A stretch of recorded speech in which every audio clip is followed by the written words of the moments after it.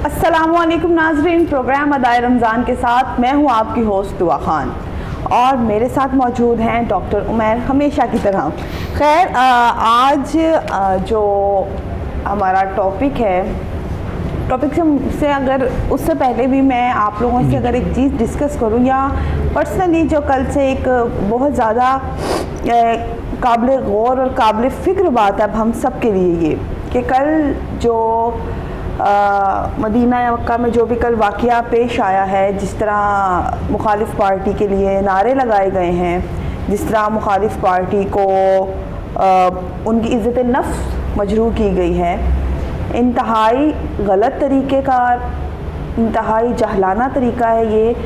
उसकी वजूहात it's not about any party, it's not about your politics, यानी कि हम नहीं बात कर सकते हैं आपकी किसी एक बंदे को लेकर मैं बात नहीं करूँगी, किसी एक पार्टी की मैं बिल्कुल तरफदारी नहीं करी। सबसे पहले मैं ये बात क्लियर कर दूँ। इस बात को करने का मकसद ये है क्योंकि इसी से रिलेट जो हमारा टॉपिक करेगा, इसलिए मैं इस बात को पहले कर रही हूँ। इस बात को करने का असल मकसद ये है कि हम क्या तमीज़ भूल चुके हैं या हम लोग इतने अपने इखलाक से गिर चुके हैं कि हमें ये अकल नहीं रही, हमें ये सेंस नहीं रही कि हम किस जगह पे खड़े हैं। आप लोग वहाँ किस लिए आए हैं, या जो लोग भी आए हैं वो कहते हैं ना कि बेशक अल्लाह की ज़ात ही है जो पर्दे डाल देती है। कोई जैसा भी है, किसी का करैक्टर जैसा भी है, कोई जो मर्ज़ी कर रहा है, लेकिन आप जिसके दर पे गए हैं ये तो वो दर है कि जो कदम कदम पे लोगों को माफ़ करते आए हैं, जो अपने ही दुश्मनों के घरों में जाके उनकी तीमारदारी करते रहे हैं। आप लोग बचपन से एक वाक़या पढ़ते आए हैं, वैसे आप लोगों को सीरत नबवी, रसालत की वो जो होती है इज़्ज़त, हुर्मत रसालत, बहुत ज़रा सी बात हो जाए तो चढ़ चढ़ के याद आ जाती है और फ़ौरन आग बगोला हो जाते हैं। तो यहाँ पे वो चीज़ें कहाँ गई इन सब लोगों की जो वहाँ पे मौजूद थे। मैं सबकी बात बिल्कुल नहीं कर रही हूँ क्योंकि इसकी चांसेस ये भी हैं कि मेरी इस बात के बाद इस बात को बहुत नेगेटिविटी भी दी जा सकती है, इसलिए मैं ये बता दूँ मैं सबकी बात नहीं कर रही हूँ। मैं मखसूस उन लोगों की बात कर रही हूँ जिन्होंने हुर्मत का ख्याल नहीं रखा, अल्लाह के घर का, नबी के घर की हुर्मत का ख्याल नहीं रखा, मदीना मुनव्वरा का ख्याल नहीं रखा, रोज़े का ख्याल नहीं रखा। और उन लोगों की बात कर रही हूँ जिन्होंने इस प्लान को बनाया, इसके ऊपर अमल करवाया, और जो भी है इसके पीछे, कोई भी सियासी पार्टी है, कोई भी है, इवन मैं चाहे किसी की खुद क्यों ना सपोर्टर हूँ, बट जो गलत है वो गलत है। तो इसी से हम लिंक करेंगे। मैं आज जो हमारे साथ उम्मा मौजूद है उनसे बात करूँगी, उनसे पूछूंगी कि ये जो हमारे मुक़द्दस मकामात हैं, इधर जाकर आप इस काम के लिए आप गए हैं, आप वो करें ना, और जिस काम के लिए वो आए हैं उनको करने दें। आप लोग कहीं बाहर होते हैं या कोई रेस्टोरेंट होता है या कुछ भी होता है, अगर आप लोग इस तरह की बदतमीज़ी करते हैं, चलें समझ में आती है कई जगहों पे ये सब हो रहा है, लेकिन उसकी आप लोग उस जगह की हुर्मत ही भूल गए हैं कि फिर वही बात होगी ना कि ये लोग नबी का दिल दुखाते आए हैं और आज भी इन्होंने वही किया। इन्हें क्या लगता है यहाँ पे बेसिकली बात होती है कि अक्सर लोग कहते हैं ना गुस्ताखी है रसूल का, इससे बड़ी तो गुस्ताखी इससे बड़ी कौन सी है? गुस्ताखी कोई नहीं है। मेरा ख्याल है जो आजकल के नाम नहाद लोग बने हुए हैं ना, जिनको बड़ा शौक है गुस्ताखी रसूल का, फिर आके इन लोगों को मारें, इन लोगों को फांसी दें, फिर हम भी देखते हैं ना कि आप वाकई ही उस पाक हस्ती से मोहब्बत करने वाले हैं। वरना अगर आप उन्हें छोड़ देते हैं तो यहाँ पे अपने मुल्क का नुकसान करते हैं। बुलाएं ना फिर उनको आके नुकसान पहुँचाएं, फिर देखेंगे। सबसे बड़ी बात ये है कि आज वहाँ पे बिद्दत लफ्ज़ का जो एक नाम का जो लफ्ज़ है वो किधर चला गया? बिद्दत आज वहाँ को किसी ने वहाँ बिद्दत नहीं देखी। वैसे अगर वहाँ पे कोई रोज़े पे खड़े होकर कुछ पढ़ दे या बोल दे तो वो बिद्दत सबको नज़र आ जाती है। खैर ये टॉपिक बहुत लंबा है, आज इसी को लेकर बात करेंगे। हमारे साथ जो मेहमान मौजूद हैं मैं उनका तारुफ करवाती हूँ और उसके बाद हम हमदे बारी ताला लेंगे और फिर इस टॉपिक के ऊपर डिस्कस करेंगे। हमारे साथ बहुत ही मुअज़्ज़िज़ शख्सियत मुफ्ती अहमद ख़ान सईदी साहब मौजूद है। अस्सलाम वालेकुम जी। वालेकुम अस्सलाम व रहमतुल्लाह। उन्हीं के साथ बेहतरीन आवाज़ की मालिक, दोनों ही बहुत अच्छा पढ़ती हैं, सैयदा नयाब ज़ारा और माहा सफदर हाशमी। अस्सलाम वालेकुम जी। वालेकुम अस्सलाम। मैं माहा आपसे रिक्वेस्ट करूँगी अगर आप हमदे बारी ताला पेश करें ताकि फिर हम अपनी गुफ्तगू का सिलसिला जारी रखें। अल्लाह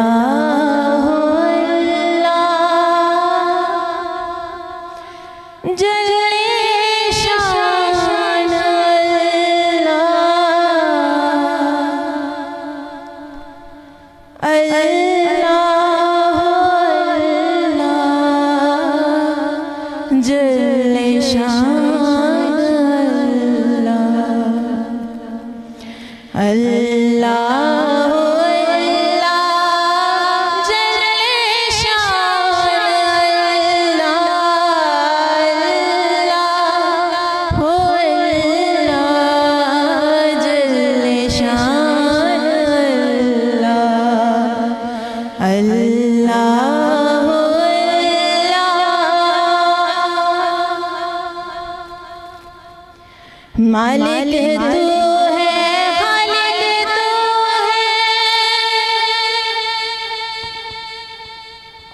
मालिक तू है, खालिक तू है, हक तू है, राज़िक तू है, मालिक तू है, खालिक तू है, हक तू है, राज़िक तू है। तेरा नाम लेने से, तेरा नाम लेने से होगी तसल्ला। अल्लाह हो अल्लाह जल्ले शान अल्लाह, अल्लाह हो अल्लाह।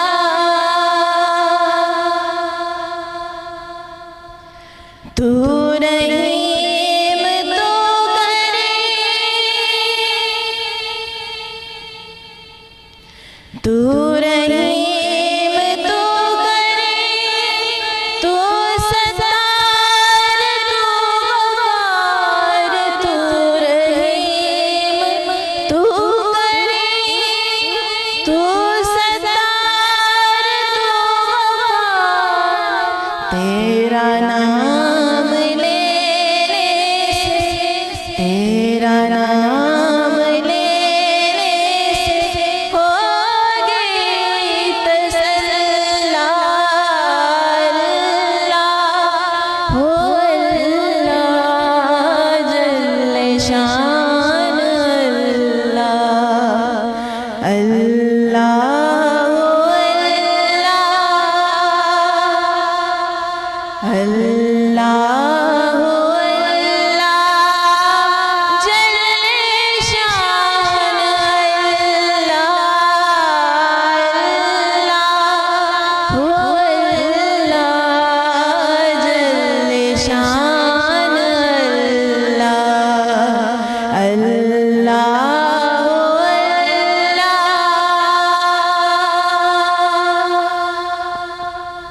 माशाल्लाह माशाल्लाह, बहुत सुभान खूब अल्लाह। बहुत खूब, बहुत ज़बरदस्त समझ पड़ी है, बहुत बड़ी अच्छी अच्छा आवाज़ पढ़ा। है।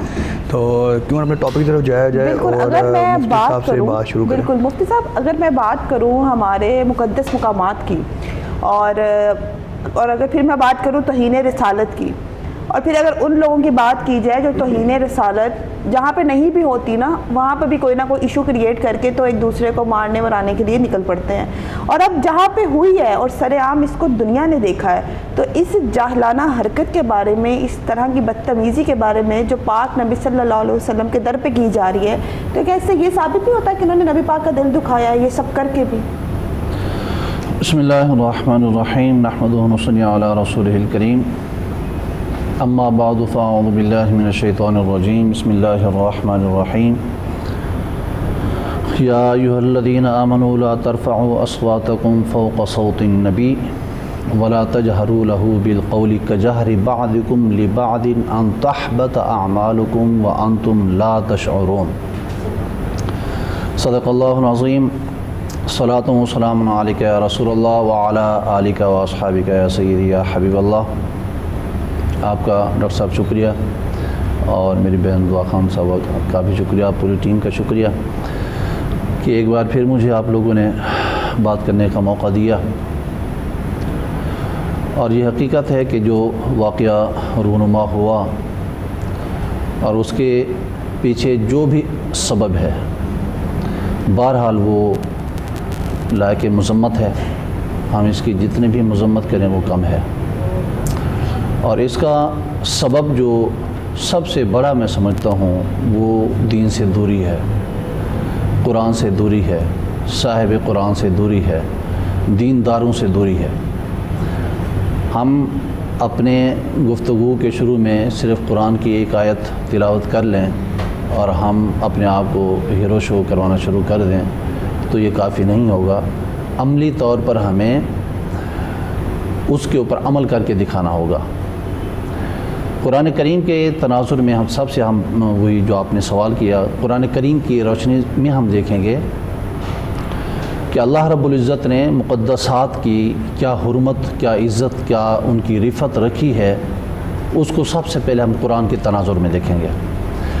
سورہ حجرات کی آیات بینات کی میں نے تلاوت کرنے کی عزت پائی، جس میں اللہ رب العزت نے اہل ایمان کو، اب دیکھیں ایمان والا جو بھی ہے اللہ رب العزت، خواہ وہ اہل ایمان ہو یا غیر مسلم بھی ہوں، اور اگر کہا جائے کہ دعوے دار جو ایمان ہے نا، اگر دیکھا جائے تو دعوے دار ایمانوں کو اللہ کہہ رہا ہے نبی کی آواز سے اونچی آواز بھی مت کرو. بالکل بالکل ایسے ہی قرآن کریم ضابطۂ حیات ہے، بے شک جو اس کو لے لے، اس پر ایمان لیا وہ مسلمان ہے.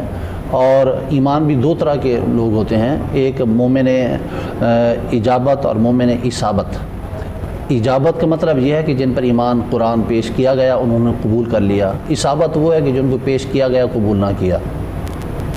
تو بہرحال قرآن کریم جو ہے یہ تمام کائنات کے لیے راہ ہدایت ہے. بے شک جو ان سے حاصل کرتے ہیں ہدایت، اللہ ان کو ہدایت دیتا ہے. یضل بہ کثیرا ویہدی بہ کثیرا. بہت سارے لوگوں کو اللہ رب العزت قرآن کے ذریعے گمراہ کر دیتا ہے، اور بہت ساروں کو اللہ رب العزت قرآن کے ذریعے ہدایت عطا فرما دیتا ہے. بہت خوب. تو مقدسات کی حرمت کے حوالے سے میں یہ گزارش کروں گا، مقدسات ان کو اگر ہم عربی لینگویج میں دیکھیں تو ان کو شعائر اللہ کہا جاتا ہے، اور شعائر اللہ اللہ کی نشانیوں کو کہا جاتا ہے. قرآن کریم کے اندر اللہ رب العزت نے اس حوالے سے ذکر فرمایا ہے کہ ان الصفا والمروۃ من شعائر اللہ. صفا اور مروہ جو ہیں یہ اللہ رب العزت کی نشانیوں میں سے نشانیاں ہیں. بے شک. اب صفا مروہ کیا ہے؟ وہ دو مقام ہیں جس جگہ پر اللہ رب العزت کے نبی کی بیوی دوسرے نبی کی والدہ محترمہ اللہ کی نیک اور صابرہ شاکرہ بندی جس جگہ پر دوڑتی ہے، اس جگہ کو اللہ رب العزت نے اپنی نشانیاں قرار دے دیا. اور اللہ رب العزت کی یہ ایک بندی ہے، اور یہ نہ نبیہ ہے اور نہ کوئی رسول ہے. نبوت اور رسالت خواتین میں نہیں ہوتی، مردوں کے اندر ہوتی ہے. تو اس جگہ کو اللہ رب العزت نے اپنی نشانی قرار دیا. اور انبیاء کرام علیہم الصلاۃ والسلام جہاں جہاں رہے، جس جگہ پر پیدا ہوئے، جس جگہ پر جاتے رہے، اور اللہ رب العزت ان کے ہاتھوں سے معجزات ظاہر کرواتا رہا، وہ تمام مقامات جو ہے وہ شعائر اللہ ہے. حضرت عیسیٰ علیہ الصلاۃ والسلام کا وہ مقام جس جگہ پر آپ کی والدہ تشریف فرما ہے، اور آپ اپنی والدہ کے ابھی بطن اثر کے اندر ہے، اس جگہ کو بھی اللہ رب العزت نے اپنی نشانیوں میں سے ایک نشانی قرآن کے اندر اس کو ذکر کیا گیا کہ حضرت عیسیٰ اپنی والدہ کے پیٹ میں ہے ابھی، اور وہ ایسی جگہ ہے کہ جہاں پر جا کر آپ کی والدہ بیٹھتی ہیں. وہ خشک جگہ تھی، جس درخت کے نیچے، کھجور کے درخت کے نیچے جا کر بیٹھتی ہیں، وہ خشک درخت تھا. لیکن وہ اللہ کے ان نیک ہستیوں کی بیٹھنے کی برکت کی وجہ سے وہ کھجور بھی خشک نہیں رہتا، اسی وقت اس کے اوپر جو ہے وہ تر و تازہ پھل آ جاتا ہے. اور وہ جگہ جس جگہ پر بیٹھے ہیں وہ جگہ بھی خشک نہیں رہتی ہے، اس جگہ پر سرسبز و شاداب جو ہے وہ ہریالی آ جاتی ہے، اور پانی کے چشمے اللہ رب العزت بہا دیتا ہے. تو یہ وہ مقدسات، وہ مبارک جگہ ہیں جن کو اللہ رب العزت نے عزت اور عظمت اور اپنی نشانیوں والی جگہ قرار دیا. نبی علیہ الصلاۃ والسلام کی مقام اور مرتبہ اور میرے محبوب علیہ الصلاۃ والسلام کے قدموں کو لگی ہوئی جگہ، میرے محبوب علیہ الصلاۃ والسلام اپنے حجرہ مبارکہ سے مصلی نبوی تک تشریف لاتے ہیں. میرے محبوب کے اس بار بار آنے جانے کی وجہ سے، میرے محبوب کے قدموں کے لگنے کی وجہ سے اللہ نے اس زمین کو بھی جنت کا حصہ قرار دے دیا. ماشاءاللہ بہت خوب. اور فرمایا کہ یہ جگہ جو ہے جنت کے باغ میں سے باغ ہے، ریاض الجنہ ہے، وہ جنت کا باغیچہ ہے. تو جس جگہ پر نبی کے قدم لگ جائیں وہ جگہ جنت کا باغ اللہ بنا دیتا ہے. اور نبی علیہ الصلاۃ والسلام کی اپنی ذات کی جو ہے عزت اور عظمت کیا ہے؟ وہی آیت جو میں نے تلاوت کی کہ اے ایمان والو، یا ایھا الذین آمنوا لا ترفعوا اصواتکم، اپنی آوازوں کو بلند نہ کرو فوق صوت النبی، جس وقت تم نبی علیہ الصلاۃ والسلام کی بارگاہ میں ہو. ہم مومن ہیں، الحمدللہ مسلمان ہیں، اور ہمارا عقیدہ ہے کہ اللہ کے نبی علیہ الصلاۃ والتسلیم اپنے روضہ مبارکہ کے اندر حیات ظاہری کے ساتھ تشریف فرما ہیں، اور اللہ رب العزت کے اذن سے جب چاہیں جہاں چاہیں جس غلام کو چاہیں نوازنا چاہیں نواز سکتے ہیں. ماشاءاللہ بہت خوب. اچھا میرا یہاں پہ کویسچن میں پہلے ہی بات ہو رہی تھی، ہم جو گستاخی کہتے ہیں یہ چیز گستاخی ہے یا اس طرح کی ہے، جنرلی مسجد بھی جائیں یا کہیں بھی جائیں، ہم اکثر مسجد میں جاتے ہوئے مطلب گالی دے دیتے ہیں اکثر میں نے دیکھا ہے. اور یہاں جناز گاہ میں ہم جاتے ہیں، اکثر جاتے ہوئے گالیاں دینا شروع کر دیتے ہیں. نماز بھی ہو رہی ہوتی ہے کہیں مسجد کے اندر تو ہماری رنگ ٹون چل رہی ہوتی ہے، جس طرح گانے چل رہے ہوتے ہیں. تو کیا یہ گستاخی نہیں؟ جی بالکل، آپ نے اچھا سوال کیا ہے. میں پہلے والے کو کمپلیٹ کر کے پھر اسی طرف آتا ہوں.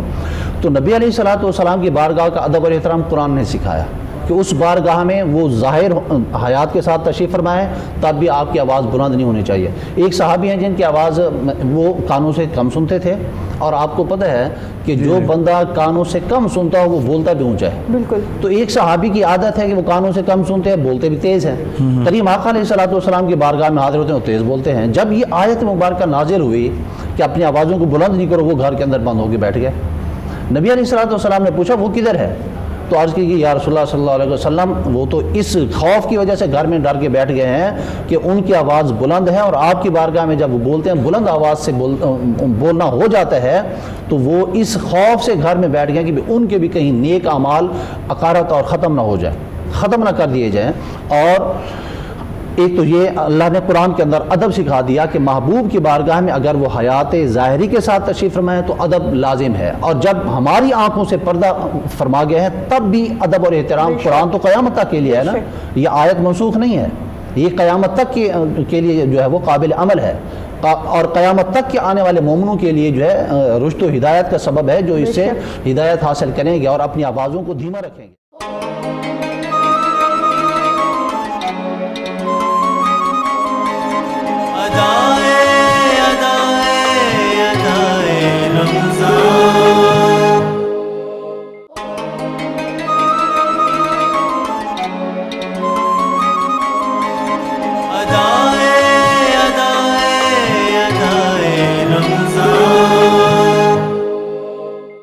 ویلکم بیک ناظرین، آپ دیکھ رہے ہیں پروگرام ادائے رمضان. بریک پہ جانے سے پہلے مفتی صاحب سے بات ہو رہی تھی، تو چلتے ہیں مفتی صاحب کی جانب تاکہ ان کی جو بات درمیان میں رہ گئی تھی اس کو کمپلیٹ کیا جائے. جی مفتی صاحب. جی میں گزارش کر رہا تھا ادب رسول کے حوالے سے کہ قرآن کریم نے ہمیں کیا تعلیم دی. وہ میں نے آیت مبارکہ تلاوت کی کہ آوازوں کو بلند نہیں کرنا، آواز کو جو بلند کرے گا اللہ تعالیٰ اس کے سارے نیک اعمال ختم کر دے گا.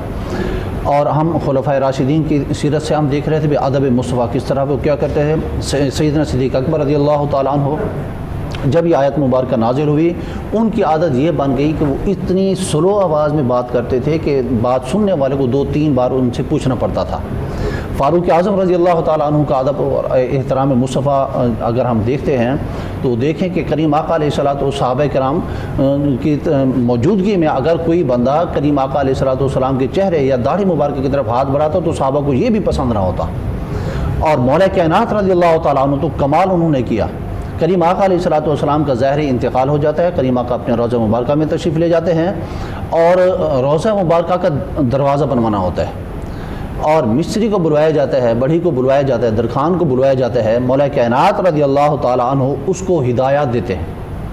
ادب مصطفیٰ دیکھیں مولا کائنات جو کرتے ہیں، ہدایات دیتے ہیں کہ تم نے اس کی ناپ کر لو، جتنی لکڑی یہاں پر لگنی ہے، جس سائز کی لگنی ہے وہ سائز لے لو، مدینے سے باہر چلے جاؤ، مدینے سے باہر جا کے اس کی کٹنگ کر کے لاؤ کہ اس جگہ پر لکڑی کے کٹنے کی آواز بھی میرے محبوب علیہ الصلوۃ والسلام کے دربار کے اندر نہیں ہونی چاہیے. یہ ہمیں تعلیمات ملتی ہیں محبوب علیہ الصلوۃ والسلام کے صحابہ سے، مولا کائنات شیر خدا رضی اللہ تعالیٰ عنہ کی سیرت مبارکہ سے.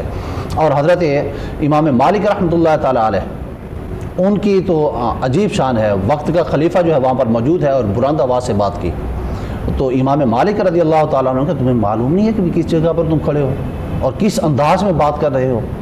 یہ اور قرآن نہیں پڑھا تم نے کہ قرآن کے اندر اللہ تعالیٰ نے آداب مصطفیٰ سکھائے ہیں اور بتایا کہ اس بارگاہ کے اندر جب آؤ تو اپنی آواز کو دھیما رکھو. تو یہ وہ ساری مثالیں ہیں کہ جن کو جو ہماری آئیڈیل شخصیات ہیں ان کی تعلیمات ہمارے ہاں یہ ہیں. اور آج صورتحال یہ ہے کہ ہم جو ہے ریاست مدینہ کا نعرہ بھی لگاتے ہیں اور نبی علیہ الصلوۃ والسلام کی سیرت مبارکہ کو ہم اپنے لیے آئیڈیل ہونے کا اعلان بھی کرتے ہیں. اور ہماری کنڈیشن یہ ہے کہ ہم اسی دربار کے اندر کھڑے ہو کر اس طرح کی حرکتیں کرتے ہیں کہ جو کریم آقا علیہ الصلوۃ والسلام کی شان کے زیبا نہیں ہیں. جو کریم آقا علیہ الصلوۃ والسلام کے مقام و مرتبے کے منافی ہیں، ان چیزوں کو ہم اسی دربار کے اندر کھڑے ہو کر بات یہاں پہ غیر مسلم کیا گستاخی کریں گے، ہم مسلمان گستاخی کر رہے ہیں. بالکل، وہ تو جو کریں گے وہ کریں گے نا، ان کو بھی ہم معصوم نہیں سمجھتے، وہ تو سب سے وہ آگے والے. لیکن مفتی صاحب یہاں دیکھا جائے اگر ہم ان کی بات کریں، دیکھیں انہیں تو پتہ ہی نہیں ہے نا، ان کی تو ہم کیا بات کریں، انہیں تو پتہ ہی نہیں ہے کہ کون ہے، انہیں تو شان کا ہی نہیں پتہ. جنہیں شان کا پتہ ہے وہ یہ سب کریں تو پھر کیا رہ گیا. آپ کی بات ایک پہلو سے درست ہے کہ ان لوگوں کو اس لیول کا علم نہیں ہے جس طرح کا ادب اور احترام ہمارے دل کے اندر ہے، وگرنہ وہ جان بوجھ کر ہمارے ایمانوں کو آزماتے ہیں. جیسے علامہ نے کہا تھا، یہ فاقہ کا جو موت سے ڈرتا نہیں ذرا، روح محمد ہی اس کے جسم سے نکال دو. ماشاءاللہ. مفتی صاحب آپ کی ٹاپک کو، اس بات کو ہم جاری رکھیں گے، لیکن اس سے پہلے ناب زارا سے ہم ایک کلام سنیں گے. تھی جس کے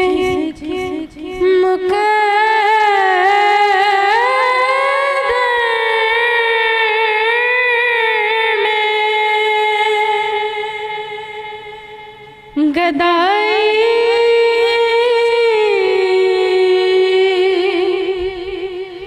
تیرے در کی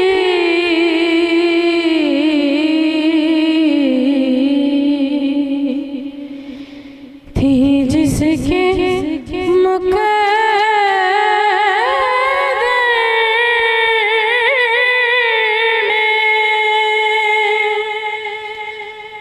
گدائی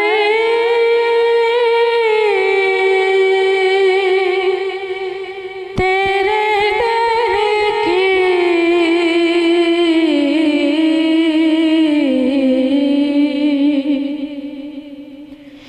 قدرت نے اسے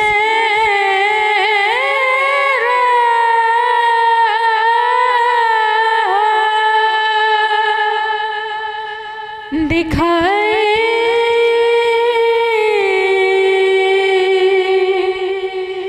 تیرے در کی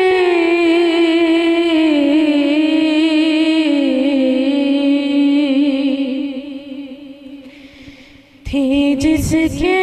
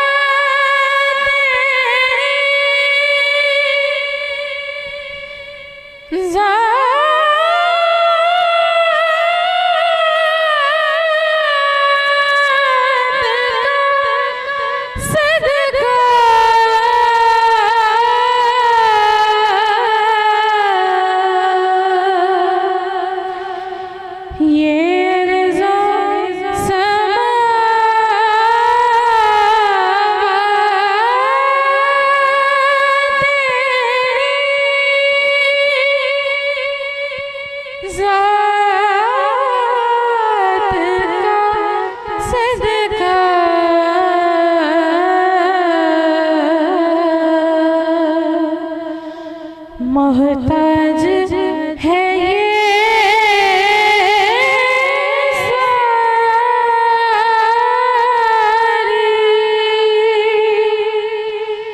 خدائی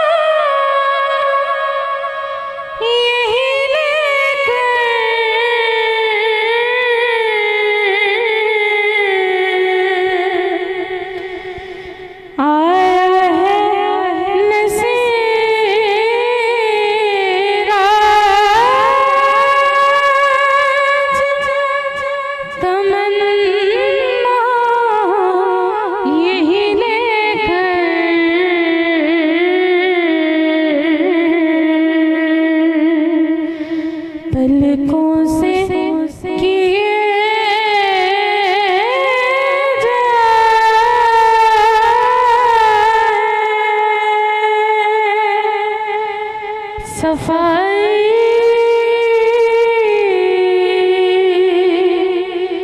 तेरे दर की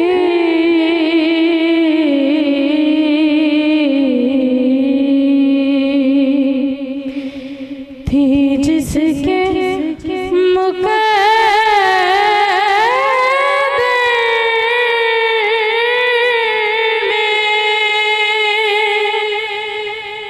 गदाई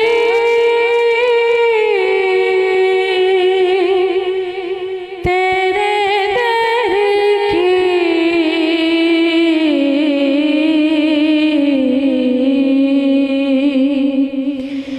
कुदरत ने उसे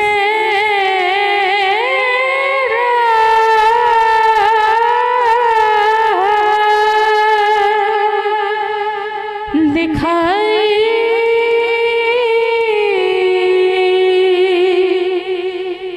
तेरे दर की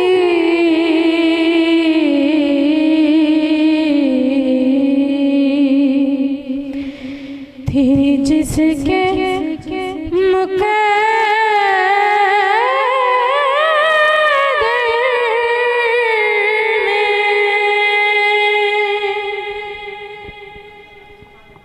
अगर नयाब में आप लोगों की बात करूं तो आप जैसे कि आप दोनों बहनें हैं, तो पहले आप में से किसने पढ़ना स्टार्ट किया था, किसको देखा देखी कोई शौक हुआ?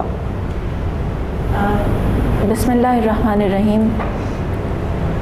इसका इल्म तो हम लोगों को हुआ ही नहीं, क्योंकि जैसे ही हम लोगों ने होश संभाला तो हमारा माहौल ही ऐसा था, सादात घराना उसके करम से, और ननियाल भी मतलब इमाम मस्जिद करीबन बहुत ही पुरानी बात है माशाल्लाह से, यहाँ तक कि इतना बड़ा मकाम मर्तबा हासिल है हमारे ख़ानदान को कि हमारे जो परनाना सरकार हैं उन्होंने हिंदुओं, सिखों, ईसाइयों को, जब पाकिस्तान नहीं बना था उस वक्त की बात है, गांव में पहली मस्जिद तामीर करवाई उनको साथ मिला के। अच्छा। इतना मतलब लोग उनसे प्यार और मोहब्बत करते थे।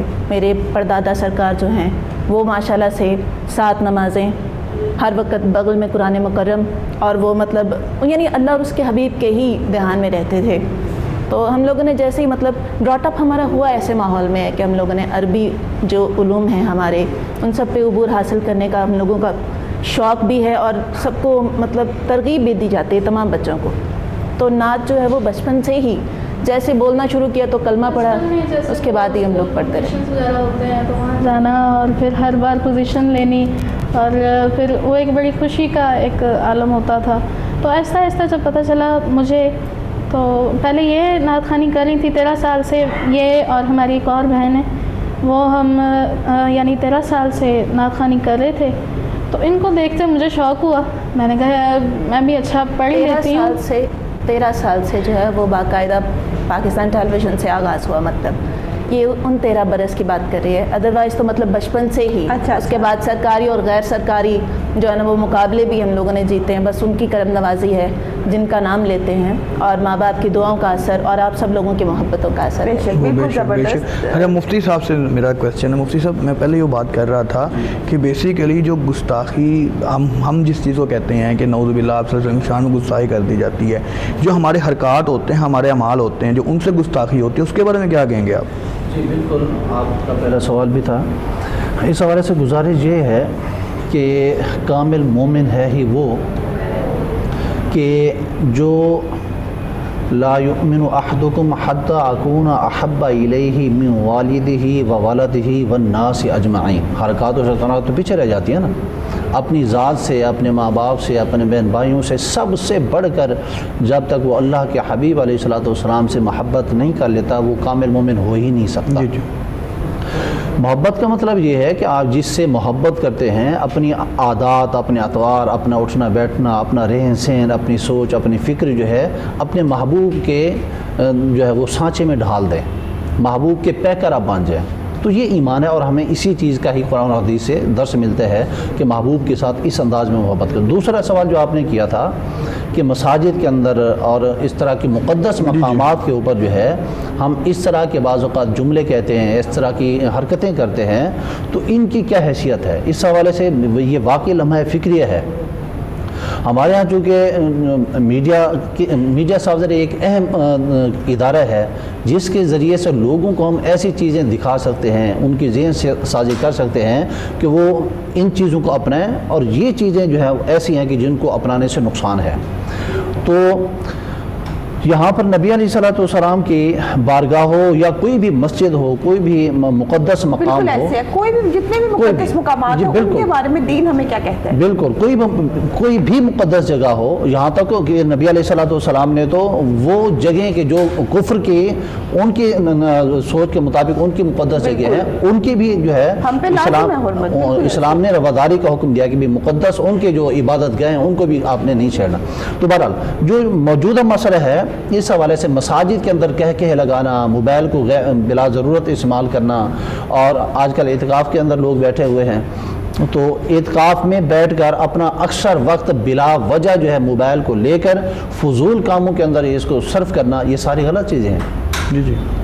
اور مساجد کے اندر کہہ کے حوالے سے تو روایات کے اندر یہاں تک آتا ہے کہ آپ کی اتنی سالوں کی مقبول ترین نمازیں جو ہے وہ ضائع ہو جاتی ہیں۔ یہاں پہ اکثر بات کر رہے ہیں جس میں موبائل کے حوالے سے، تو ایک نا قیامت نشانیوں میں ہوگا کہ مسجد کے اندر گانے چلیں گے، جی بالکل، آپ میوزک چلے گا۔ اب یہ دیکھ لیں تو وہ نشانیاں نہیں ہیں، وہ نشانیاں لے کے آنے کا وہ کہنا بڑا سبب کون ہے؟ ہم نام نہاد مسلمان۔ تو اس حوالے سے بالکل ایسا ہی ہے، کتنے سارے آپ کو بھی تجربات ہوئے ہوں گے، نماز پڑھیں اور بیل بجی اور بیل کے اندر عجیب و غریب قسم کی جو چیزیں ہیں وہ آپ کو سننے کو ملتا ہے، اور پوری نماز اسی کے اندر جائے ہوتی ہے۔ اس کے علاوہ باقاعدہ اگر دیکھا جائے تو مساجد میں جیسے نکاح شروع ہوئے ہیں تو انہوں نے ساتھ لائٹ سا میوزک بھی پلے کرنا سٹارٹ کر دیا ہے، تو سب سے بڑی دیکھا جائے تو حرمت یہ ہوتی ہے، ٹھیک ہے اگر نکاح ہو رہا ہے وہ ایک علیحدہ سے بات ہوتی ہے، لیکن نکاح کے دوران ایک ہلکا سا ٹچ میوزک کا دینا بھی لازم ہو گیا ہوا وہاں پہ۔ اب دیکھیں نکاح تو یہ ایک سنت عمل ہے بالکل، اور اس کو مساجد میں ہی لے کے جانا چاہیے تاکہ ہمارے دوسرے اخراجات اور غیر ضروری جو اخراجات ہیں وہ بچیں۔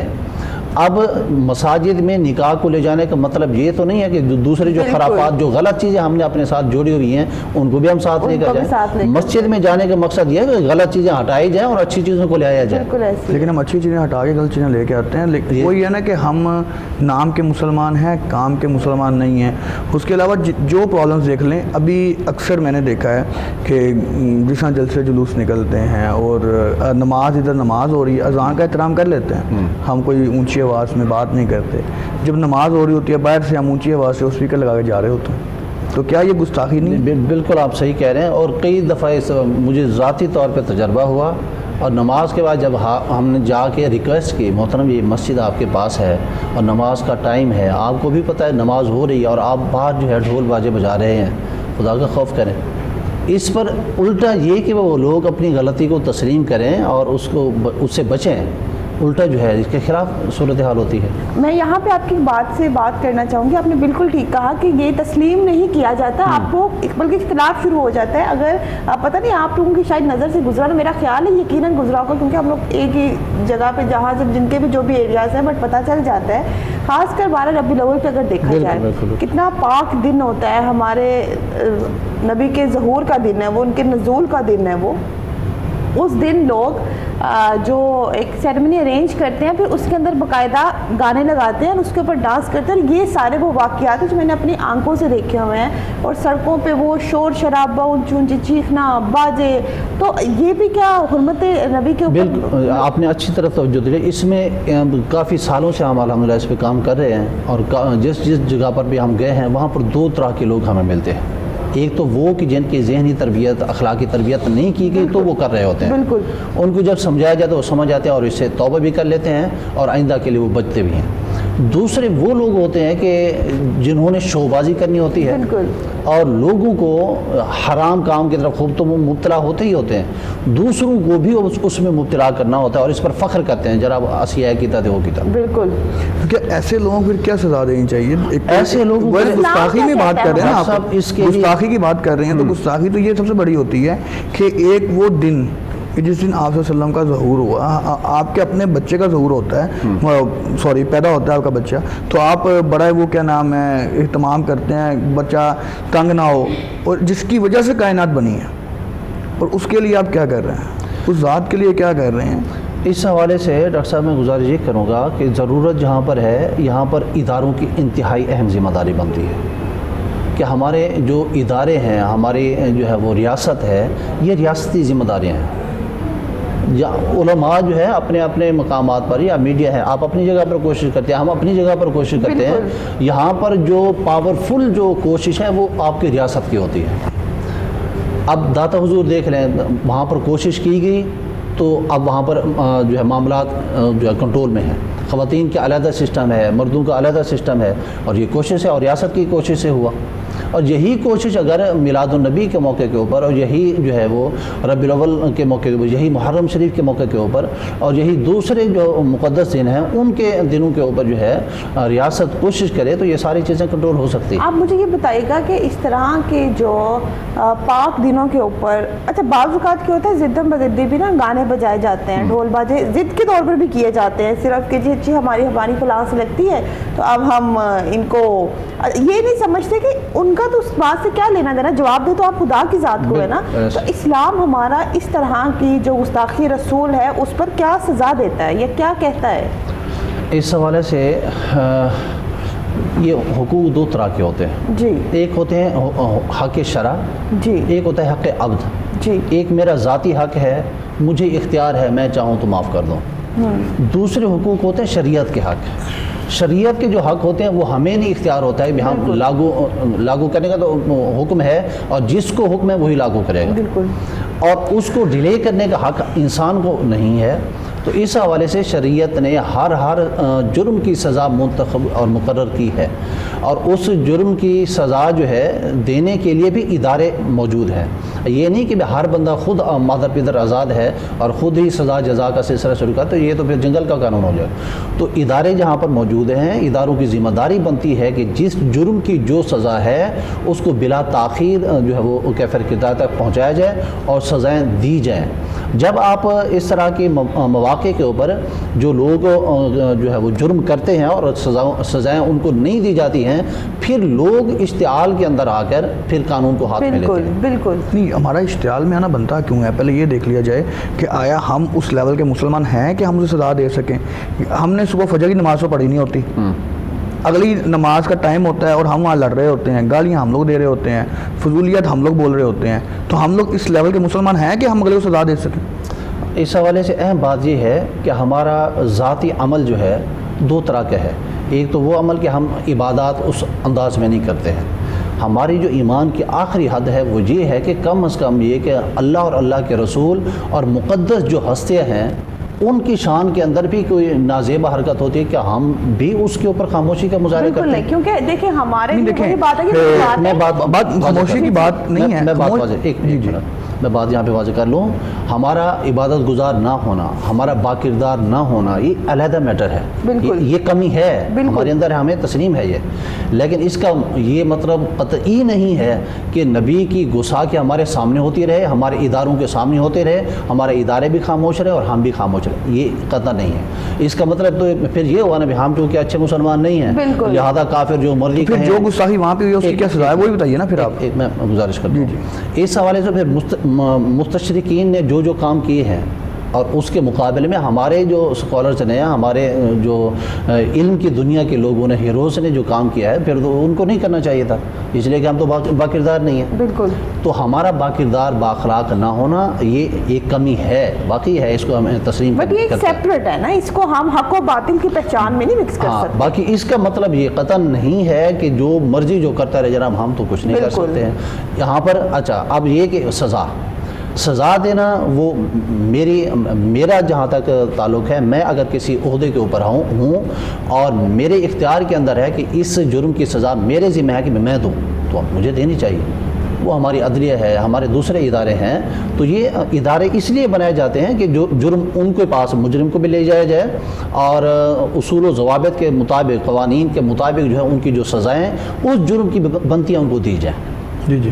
یہ نہیں کہ ہم خود جو ہے وہ عدالت بھی خود ہوں گے اور جج بھی خود ہوں گے اور مجرم بھی ہم خود ہی پکڑیں گے اور سزا بھی ہم خود ہی دیں گے، ایسا نہیں. بالکل. یہاں پہ ایک امام زین العابدین علیہ السلام کا ایک فرمان ہے کہ اگر تم کوئی ظلم یا گناہ ہوتے ہوئے دیکھو تو اس کو اپنے ہاتھ سے روکو، اگر نہیں روک سکتے تو اپنی زبان سے روکو، یعنی اسے منع کر کے روکو، اگر وہ بھی نہیں روک سکتے تو ایٹ لیسٹ اس کو اپنے دل میں برا جانو. تو اب میرا اس کے اوپر جو نظریہ ہے، میں بالکل ڈاکٹر عمیر کی بات کو بڑی کرتی ہوں، لیکن جو ہر انسان کی اپنی رائے ہوتی ہے، میرا اس میں اپنا یہی نظریہ ہوتا ہے. میں ہمیشہ یہی کہتی ہوں کہ آپ کسی کو بالکل وہ سکھا نہیں سکتے ہیں، بالکل وہ جھوڑ کے کہہ نہیں سکتے کہ you should to do it نا، کہ لیکن ہم اس طرح نہیں کر سکتے. لیکن ایٹ لیسٹ ہمارا اتنا بنتا ہے کہ ہمیں اچھے اور برے کی پہچان، اگر ہم اچھے برے، علامہ عمران عباس مزاری بڑی اچھی بات کرتے ہیں، وہ کہتے ہیں اگر آپ کو اچھے برے کی پہچان بھی نہیں نا، پھر ہم منافق ہو جاتے ہیں.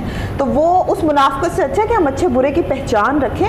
ہم اس بات کو یقیناً جو غلط ہو رہا ہے، جہاں پہ ہم دیکھ رہے ہیں کہ گستاخی رسول ہے یا مقدس مقامات کی، کسی کا بھی ہو، کسی بھی مذہب کا ہو، ہمیں اس کی عزت احترام ہم پہ واجب ہے. جیسے ہم لوگ ڈیزرو کرتے ہیں، ہم لوگ یہ چاہتے ہیں کہ ہمارے مقدس مقامات کو کوئی دیکھے مت، کوئی ان کے بارے میں کوئی حرکت مت کرے. لیکن افسوس کی بات کہ ہم کسی سے کیا گلا کریں گے، کسی کو کیا غلط کہیں گے. ہمارے اپنے ہی لوگ جب یہ سب کریں گے تو کسی پہ گلا کرنا تو بڑی دور کی بات ہوتی ہے.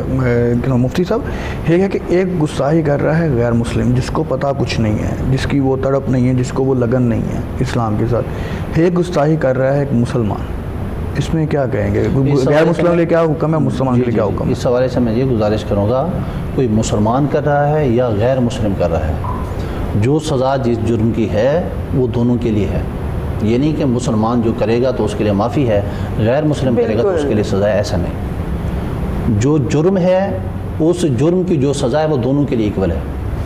ایک بات. دوسری بات یہ کہ آپ بات کر رہے ہیں ہم اچھے ہیں، ہم برے ہیں تو دوسروں کو اچھائی، اس ذہن میں رکھیں. ہم جب کسی اچھائی کی دعوت دوسرے کو دیتے ہیں، ہم اچھا کام نہیں بھی کر رہے ہوتے ہیں نا، تو ہمیں دعوت دینے کا ثواب ملتا ہے. جی جی. ہم اچھا کام وہ نہیں بھی کریں تب بھی ہمیں ثواب ملتا ہے. اس لیے کہ نبی علیہ الصلوۃ والسلام کی حدیث مبارکہ ہے کہ نیکی کی طرف بلانا بھی نیکی کرنے کی طرح ہے. بے شک. اس لیے ہمیں اس وجہ سے کوئی بھی اچھی بات دوسروں سے چھپا کے نہیں رکھنی چاہیے کہ جناب ہم اچھے نہیں ہیں تو نہیں. میرا یہ نہیں تھا کہ ہم اچھے ہیں نہیں ہیں. میری جو میں جو چیز سوچ رہا ہوں کہ ہم لوگ خود تو گستاخی کے مرتکب ہیں. اب جو واقعات ہوتے ہیں، ابھی 10 واقعہ نکال لیتے ہیں، تو اس میں گستاخی کی کس نے ہے؟ مسلمان نے. گستاخی بیسیکلی یہ ہے کہ ہم ان کی بات نہیں مان رہے. میں یہاں پہ ایک بات کرنا چاہوں گی، جیسے آپ گستاخی کی بات کر رہے ہیں، اگر ہم گستاخی سے آئیں اور مسلمانوں سے آئیں تو سب سے بڑی گستاخی کربلا میں ہوئی تھی، اور دیکھا جائے تو وہ سب مسلمان ہی تھے. وہاں پہ کوئی ہندو نہیں تھا، کوئی مشرک نہیں تھا، کوئی غیر اسلام نہیں تھا. ہاں کرسچن وہ ضرور تھے جو بعد میں مدد کے لیے پہنچے. لیکن اگر گستاخی کی مقدس کی بات کی جائے تو اس سے بڑی توہین رسالت پوری دنیا میں نہیں، اور آج تک اسلام کی ہسٹری میں نہیں ہوئی ہے. اب اس کا نتیجہ دیکھیں. آج کوئی چاہتا ہے کہ اپنے بیٹے کا نام رکھے، کیسا نتیجہ ہے نا. یہی بات ہے، ہمیں نمازیں روزوں سے تو مطلب ہی نہیں ہے کسی کی. بالکل صحیح کہہ رہے ہیں. اور دوسرا آپ بات کر رہے تھے. میں بات یہ کہہ رہا تھا کہ جس طرح ہم واقعات دیکھ لیں نا، گستاخی کے اصل مرتکب کون ہے؟ ہم تو مسلمان ہیں. گستاخی ڈیفینیشن نکال کے دیکھیں، گستاخی ہے کیا؟ اچھا، ہمیں یہ دیکھنا چاہیے کہ جب تک آپ صلی اللہ علیہ وسلم کی ہدایت ہے، جو انہوں نے ایک بات ہے جو حدیث انہوں نے بیان کی، ہم اس پہ عمل تو نہیں کر رہے، تو یہ ہم گستاخ نہیں ہیں.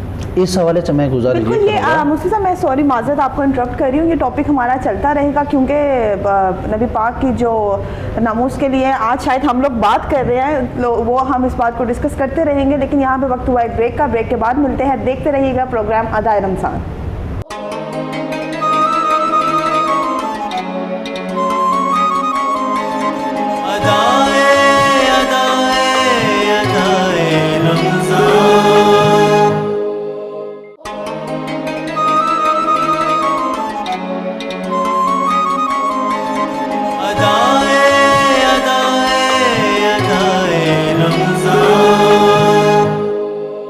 ویلکم بیک ناظرین. ہم آ گئے ہیں بریک سے واپس. بریک پہ جانے سے پہلے جس ٹاپک پہ گفتگو چل رہی تھی، جو ہم بات کر رہے تھے، اس کو جاری و ساری رکھیں گے، اس پہ مزید بات کریں گے. لیکن اس سے پہلے پروگرام میں وقت ہوا ہے ایک نعت شامل کرنے کا. تو نیاز زہرا سے ہم ضرور نعت سننے کے چلتے ہیں. نیاز زہرا کی طرف. جس کو خدا نے بھیجا اپنا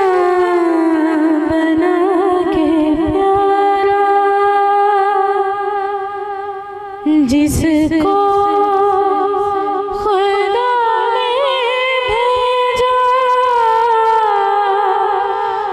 اپنا بنا کے پیارا،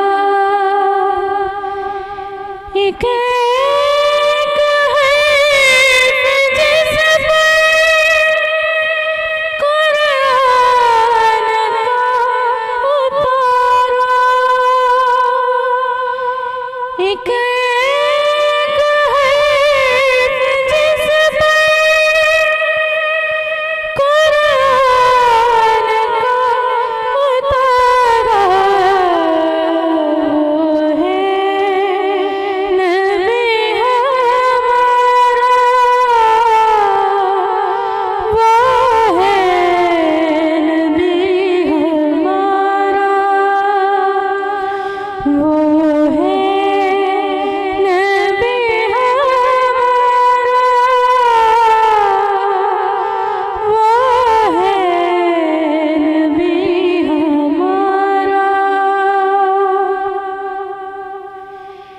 جس نے ہمیں سکھایا نیکی کی راہ پہ چلنا، جس نے ہمیں سکھایا نیکی کی راہ پہ چلنا، بچنا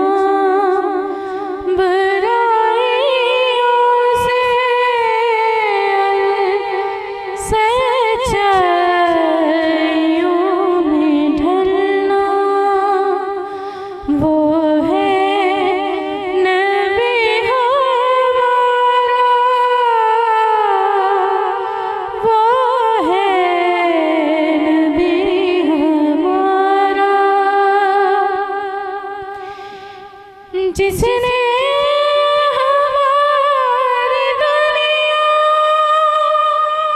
اور دین کو سنوارا،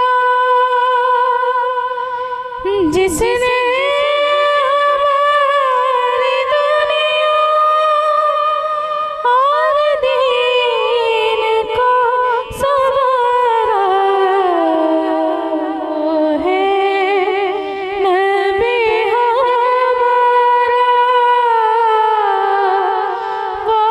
ہے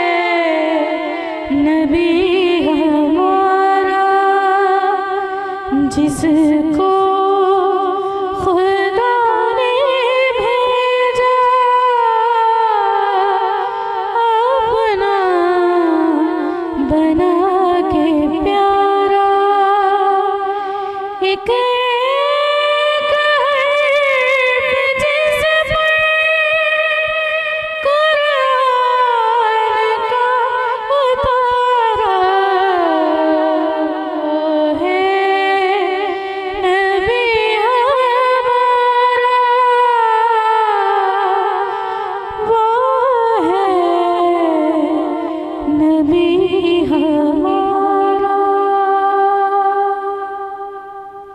سبحان بہت اللہ، بہت خوب. مفتی صاحب چلتے ہیں ہم اپنے ٹاپک طرف. میرا خیال ہے ڈاکٹر عمیر کا جی آخری وقت ایک سوال تھا.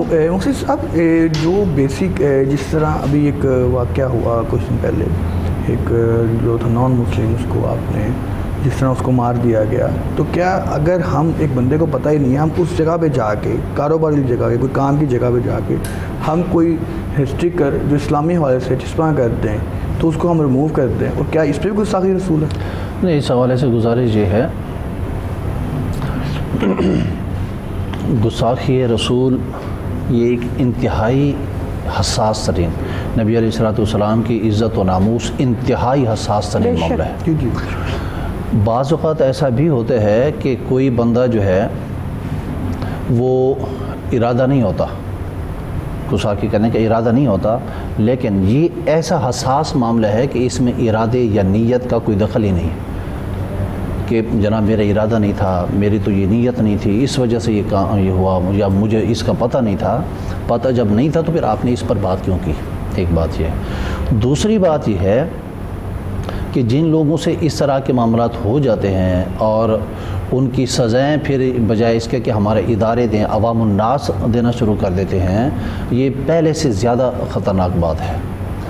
اس حوالے سے جیسے پہلے میں نے گزارش کی ہے، اب دوبارہ گزارش کروں گا۔ جیسے سری لنکن کا وہ واقعہ پیش آیا اور اس بندے کے ساتھ جس طرح ظلم و بربریت کو روا رکھا گیا، اس کا یہ اچھا پھر نتیجہ بعد میں بھی ابھی 8-10 لوگوں کو سزائے موت میرے خیال میں ہوئی ہے، یہ اچھا ہوا ہے۔ یہ اس طرح یہ لمیٹڈ ٹائم کے اندر رہتے ہوئے جب فیصلے عدالتیں ہمارے ادارے کرتے ہیں، پھر اس طرح کے کام نہیں ہوتے ہیں۔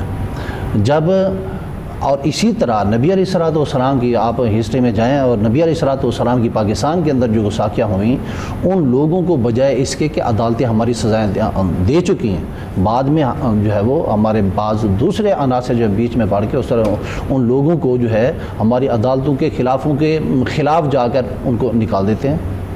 جب اس طرح کے معاملات ہوتے ہیں، پھر یہ لوگ قانون کو ہاتھ میں لینا اپنے اوپر فرض سمجھ لیتے ہیں۔ اس لیے اس طرح کے قانون کو جو کراس کرنے کے لیے، قانون جو اپنے ہاتھ میں نہ لینے کے لیے ضروری ہے کہ ہمارے جو ادارے ہیں وہ موقع ہی نہ دیں کسی کو بھی وہ قانون ہاتھ میں لے، بر وقت انصاف اشتعال میں آ جاتے ہیں، اچانک کوئی بات سنتے ہیں، ہم لوگ یہ دیکھتے نہیں ہیں کہ اس کا جو شک اس وجہ بیک گراؤنڈ اس کی کیا ہے، کس وجہ سے یہ واقعہ پیش آیا، یعنی کہ ہم لوگوں کے اندر صبر نامی بھی چیز کوئی نہیں ہے۔ اس حوالے سے جب ہم قرآن سے دور ہوتے جائیں گے، دین سے دور ہوتے جائیں گے، تب تک اس طرح کے مسائل آئیں گے۔ قرآن کریم نے ہمیں اس حوالے سے بتا دیا کہ یا ایھا الذین آمنوا اذا جاءکم فاسق بنبأ فتبینوا ان تصیبوا قوما بجہالۃ۔ یہاں پہ قرآن نے ہمیں یہ سکھایا کہ جب تمہارے پاس کوئی خبر آتی ہے تو اس خبر کو صرف سن کے ہی عمل درآمد نہ شروع کر دو، بلکہ اس کی ریسرچ کرو، اس کو تحقیق سے دیکھو، تحقیق کرو اس کے۔ اور جب ہم قرآن کے اس اصول کے خلاف جائیں گے، تحقیق کے بغیر کسی بھی معاملے میں ہم پڑ جائیں گے، تو پھر ہمارے لیے نقصان ہوگا۔ اور اس کے ساتھ دوسری بات یہ ہے کہ نبی علیہ الصلوۃ والسلام کی حدیث مبارکہ ہے کہ کسی بندے کے جھوٹا ہونے کے لیے اتنی ہی بات کافی ہے کہ وہ سنائی بات کو پر عمل کرے اور آگے پھیلائے۔ بالکل سنا جو سچ ہوتا ہے وہ سچ نہیں ہوتا ہے۔ بعض اوقات تو ایسا ہوتا ہے کہ آنکھوں سے دیکھا ہوا بھی جو ہے وہ چیز سچ نہیں ہوتی ہے۔ مثال میں یہاں پر ایک دینا چاہوں گا، مثال یہ کہ ایک گلاس ہے، آدھا جو ہے بھرا ہوا ہے، آدھا خالی ہے، آپ اس کے اندر پین ڈالیں تو پین آپ کو ٹیڑھا نظر آتا ہے، اور حقیقت تو اب یہ نہیں ہے کہ پین ٹیڑھا ہے، پین تو سیدھا ہوتا ہے۔ بالکل جب وہ پانی کے اندر گیا ہے تو پانی کی وجہ سے وہ ہمیں ٹیڑھا نظر آ رہا ہے۔ بالکل۔ تو بعض اوقات ایسا ہوتا ہے کہ آنکھوں سے دیکھی ہوئی چیز بھی درست نہیں ہوتی ہے، اس پر ہمیں تحقیق کی ضرورت ہوتی ہے۔ بندہ تحقیق کرے، تحقیق کے بعد جب سارے شواہد مل جائیں، اس کے بعد جو ادارے ہیں فیصلہ کریں اس کو۔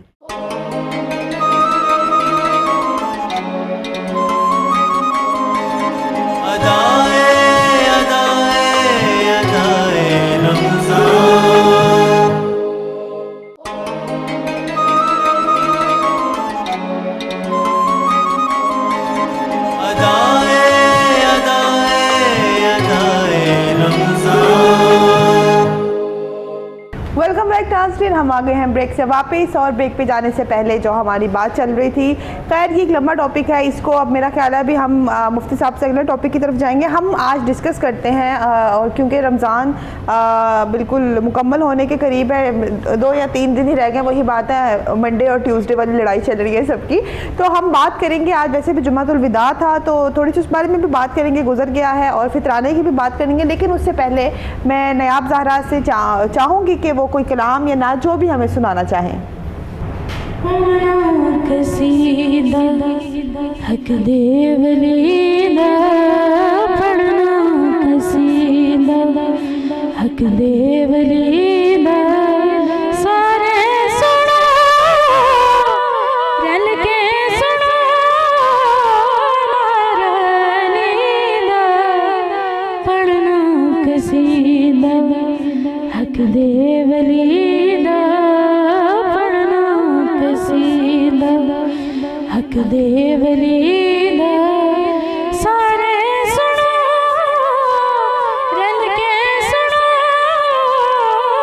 نارنیدہ پڑھنا، قصیدہ حق دے ولیدہ پڑھنا، قصیدہ مولا تو میرا میرا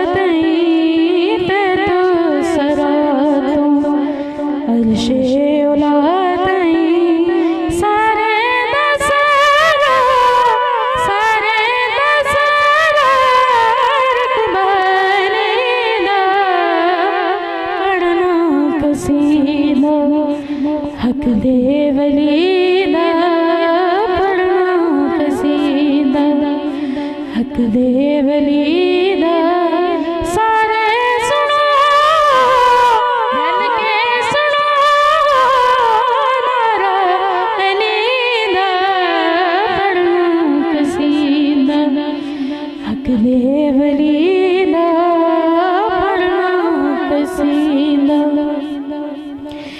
ایک عام بال ایک خاص بال ایک عام بال ایک خاص بال جڑا خاص بال زہرا بلال جڑا خاص بال زہرا بلال نیزے پہ چڑھ کے قرآن سنایا نیزے پہ چڑھ کے قرآن سنایا سب نو پڑھایا سب نو پڑھایا کلمہ نبی دا پڑھنا قصیدہ حق دے ولی دا پڑھنا قصیدہ حق دے ولی دا سارے سنو رل کے سنو نعرہ علی دا پڑھنا قصیدہ حق دے ولی دا پڑھنا قصیدہ سبحان اللہ. بہت خوب بہت خوب. مفتی صاحب ہم بات کر رہے تھے فطرانے پہ اور جمعۃ الوداع پہ، تو جیسے کہ ہم تھوڑی سی ڈسکس کرتے ہیں جمعۃ الوداع پہ کہ آج کیونکہ ہم سب جانتے ہیں کہ رمضان تقریباً مکمل ہے اور آج آخری جمعۃ الوداع تھا ہمارے ساتھ کہ ہم اس کا آج کا جو روزہ تھا تو اس کی جو فضیلت تھی جمعۃ الوداع کی، اس کا لوگوں کے اندر نا ایک وہ بھی بڑا ہوتا ہے، کیا کہہ سکتے ہیں اس کو، پریشانی سے ایک عجیب سا کچھ فیل ہے، سینٹی سا انسان ہوتا ہے، تو اس کی ایک تو فضیلت بہت زیادہ ہے.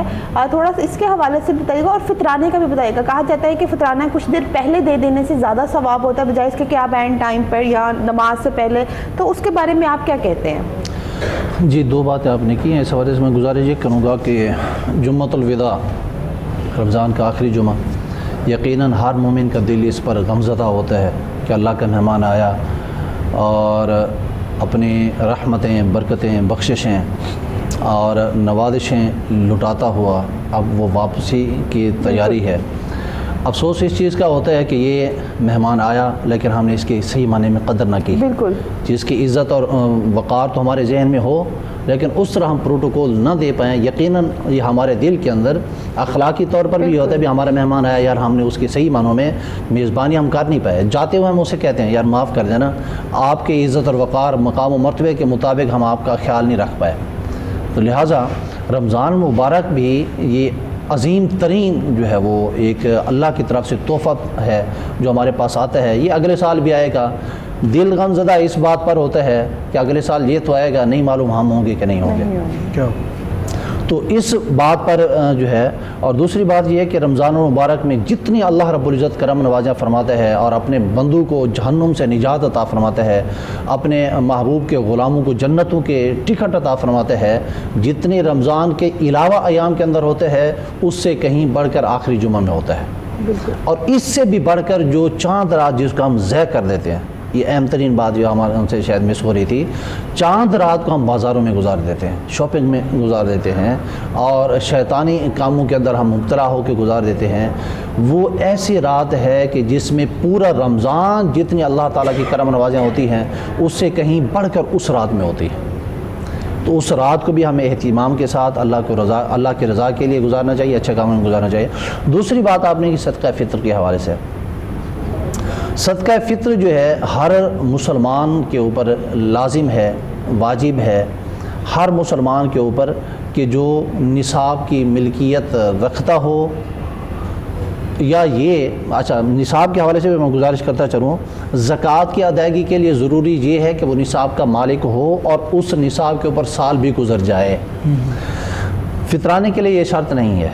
فطرانے کے لیے اتنا ہی کافی ہے کہ وہ نصاب کا مالک ہو. نصاب کے حوالے سے اس سال جو اسٹیٹ بینک نے جو جاری کیا ہے نصاب وہ 88,900 کم و بیش 20-30 روپے ہے. تو جس بندے کے پاس اتنی رقم ہو وہ بے شک آج ہی ہو تو اس کے اوپر صدقہ فطر جو ہے وہ ادا کرنا لازم ہوگا. کہ اچھا اب یہاں پر دوسری بات یہ ہے کہ کچھ بچے ایسے ہوتے ہیں جو ہمارے ساتھ ہوتے ہیں، بالغ ہوتے ہیں، کمانے والے ہوتے ہیں، کچھ وہ ہوتے ہیں کہ جو کمانے والے نہیں ہوتے ہیں، تو ان کا صدقہ فطر کون ادا کرے؟ اسی طرح بیوی ہے یا میاں ہے تو کیا بیوی میاں کا یا میاں بیوی کا صدقہ، اور اسی طرح ماں باپ اپنی اولاد کا صدقہ فطر، اس کے حوالے سے ذرا میں گزارش کرنا چاہوں گا. والدین اپنی نابالغ اولاد کا صدقہ فطر ادا کریں گے، اور اسی طرح بالغ اولاد بھی جو کمانے والی نہیں ہے ان کا صدقہ فطر بھی ماں باپ ادا کریں گے. ایسی اولاد کی جو کمانے والی ہے وہ خود اپنا صدقہ فطر ادا کرنا چاہتے ہیں تو وہ کریں، بلکہ ان کو کرنا چاہیے. اور ماں باپ کا بھی وہ ادا کرنا چاہتے ہیں، ان کو بتا دیں بھی آپ کی طرف سے میں پیش کر رہا ہوں تو آپ کا یعنی کہتے ہیں گھر کا جو سربراہ ہے وہ ادا کرتے، جو گھر کا سربراہ ہے وہ بیٹا بنا ہے یا باپ ہے. بالکل کر سکتے ہیں، بتا دیں تاکہ ان کو بھی کنفرم ہو جائے بھی ہماری طرف سے صدقہ فطر ادا ہو. اسی طرح جو ہے بیوی ہے وہ خود صاحب نصاب ہے اور مالکہ ہے نصاب کی، تو اس کے اوپر علیحدہ سے جو ہے وہ اور نصاب زکوٰۃ کا اگر اس کے پاس موجود ہے تو اس کے اوپر علیحدہ سے. اچھا یہ بھی عجیب بات ہمارے یہاں ہوتی ہے کہ گھر کے اندر ہم 7 لوگ ہیں، 10 لوگ ہیں، جتنے بھی ہیں، ہر بندہ مالدار ہے، صاحب نصاب ہے. اب گھر میں سے ایک بندہ زکوٰۃ ادا کرے باقیوں کی چھٹی، ایسا نہیں ہے. گھر کا سربراہ جو ہے وہ صاحب نصاب ہے تو اس کے اوپر علیحدہ سے زکوٰۃ لازم ہوگی. بیوی ہے اس کے پاس بھی نصاب ہے تو علیحدہ سے اس کو ادا کرنا ہوگا.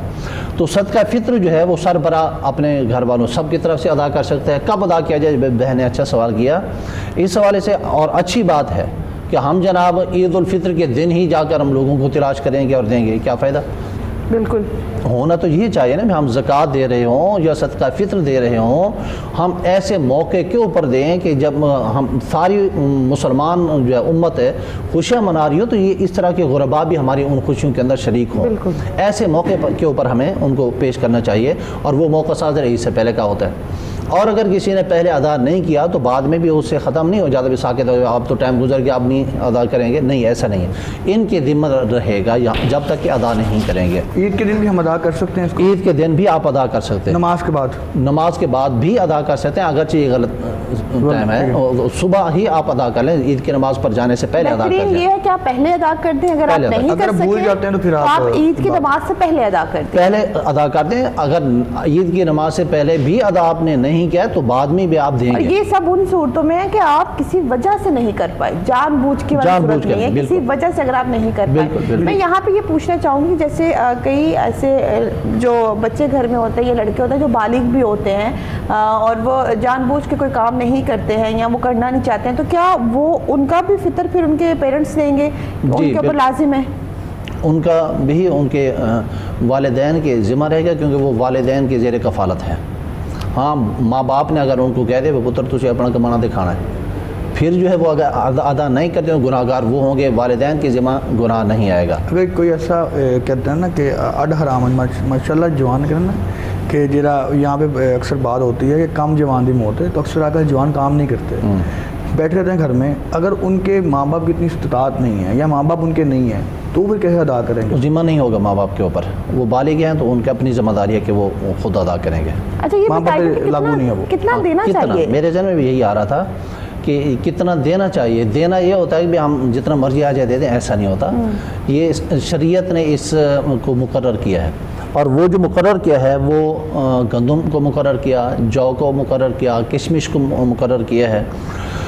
اس سال جو کم از کم صدقہ فطر کی رقم بنائی گئی ہے گندم کے ریٹ کو، آٹے کے ریٹ کو ملحوظ رکھتے ہوئے، وہ بتایا گیا ابھی 170 روپے. 170 پہ فی پرسن پہ فطر ہے جو اس میں دینا ہے. اور ہمارے جامعہ نمیہ کا جو فتویٰ ہے یہ 120 روپے کہا گیا.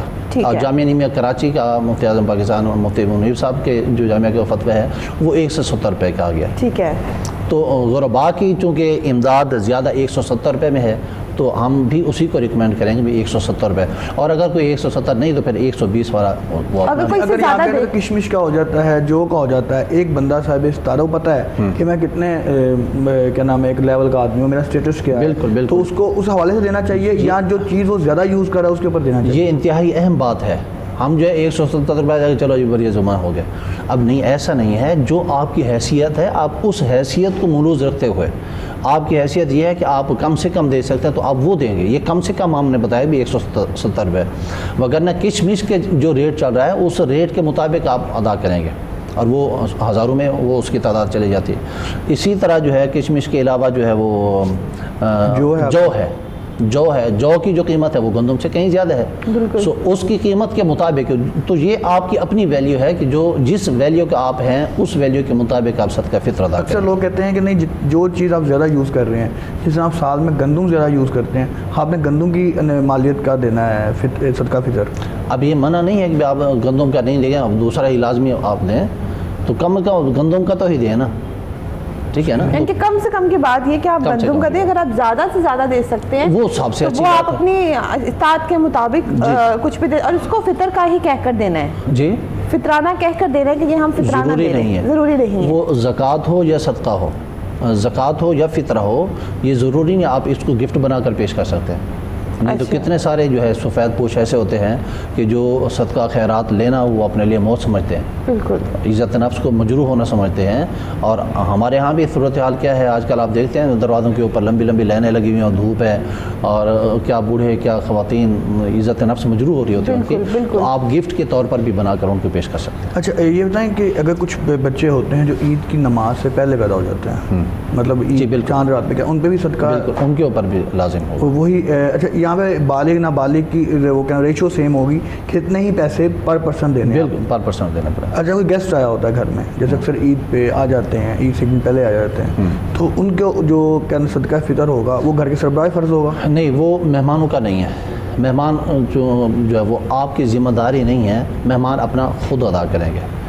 ہاں آپ کو محبت چوکی ہے کچھ تو ٹھیک ہے آپ تو آپ اپنی مرضی سے کر سکتے ہیں. جی اچھا ان کو بتا دیں. ایک یہاں پہ کچھ کیا نام ہے جمعۃ الوداع کے حوالے سے اکثر لوگ جو ہوتے ہیں عام جمعوں میں اتنی تیاری نہیں کرتے، اتنی ذرا وہ کیا نام ہے نا کہ بن سنور کے نہیں جاتے، تو جمعۃ الوداع میں جاتے ہیں اور اکثر کیا کرتے ہیں پھلانگتے ہوئے جا رہے ہوتے ہیں، چھلانگے مارتے ہوئے جا رہے ہوتے ہیں، آتے لیٹ ہیں چھلانگے مارتے ہوئے جاتے ہیں. ان کے بارے میں کیا کہیں؟ چلیں اچھی بات ہے، دیر آیت درست آیت، نہ آنے سے تو بہتر ہے، آئے تو ہے نا. اور اللہ رب العزت کی رحمت کے دروازے ہر وقت کھلے ہوئے ہیں. ان کا چھلانگے مار کے جانا اچھی بات نہیں، چھلانگے مگانا تو اچھی بات نہیں، آنا اچھی بات ہے. یعنی کہ اگر لیٹ آیا پر آیا تو ہے نا. میرا جو کویسچن ہے کہ جو لوگ میں آپ سمجھاؤں آپ کی بات کو کہ پھلانگتے ہوئے جانا، پھلانگنا تو ویسے ہی شریعت نے منع کیا ہے. بالکل آپ کو جس جگہ پر جگہ ملتی ہے جمعہ کے دن آپ اینڈ میں اگر آئے ہیں تو آپ اینڈ میں آ کر بیٹھیں. پھلانگنے کی ویسے ہی اللہ کے محبوب علیہ الصلوۃ والسلام نے اس کی بہت وعیدیں نازل فرمائی ہیں، یہاں تک کہ سخت قسم کے جملے بھی ان کے لیے اس طرح کے لوگوں کے لیے بیان کیے گئے ہیں.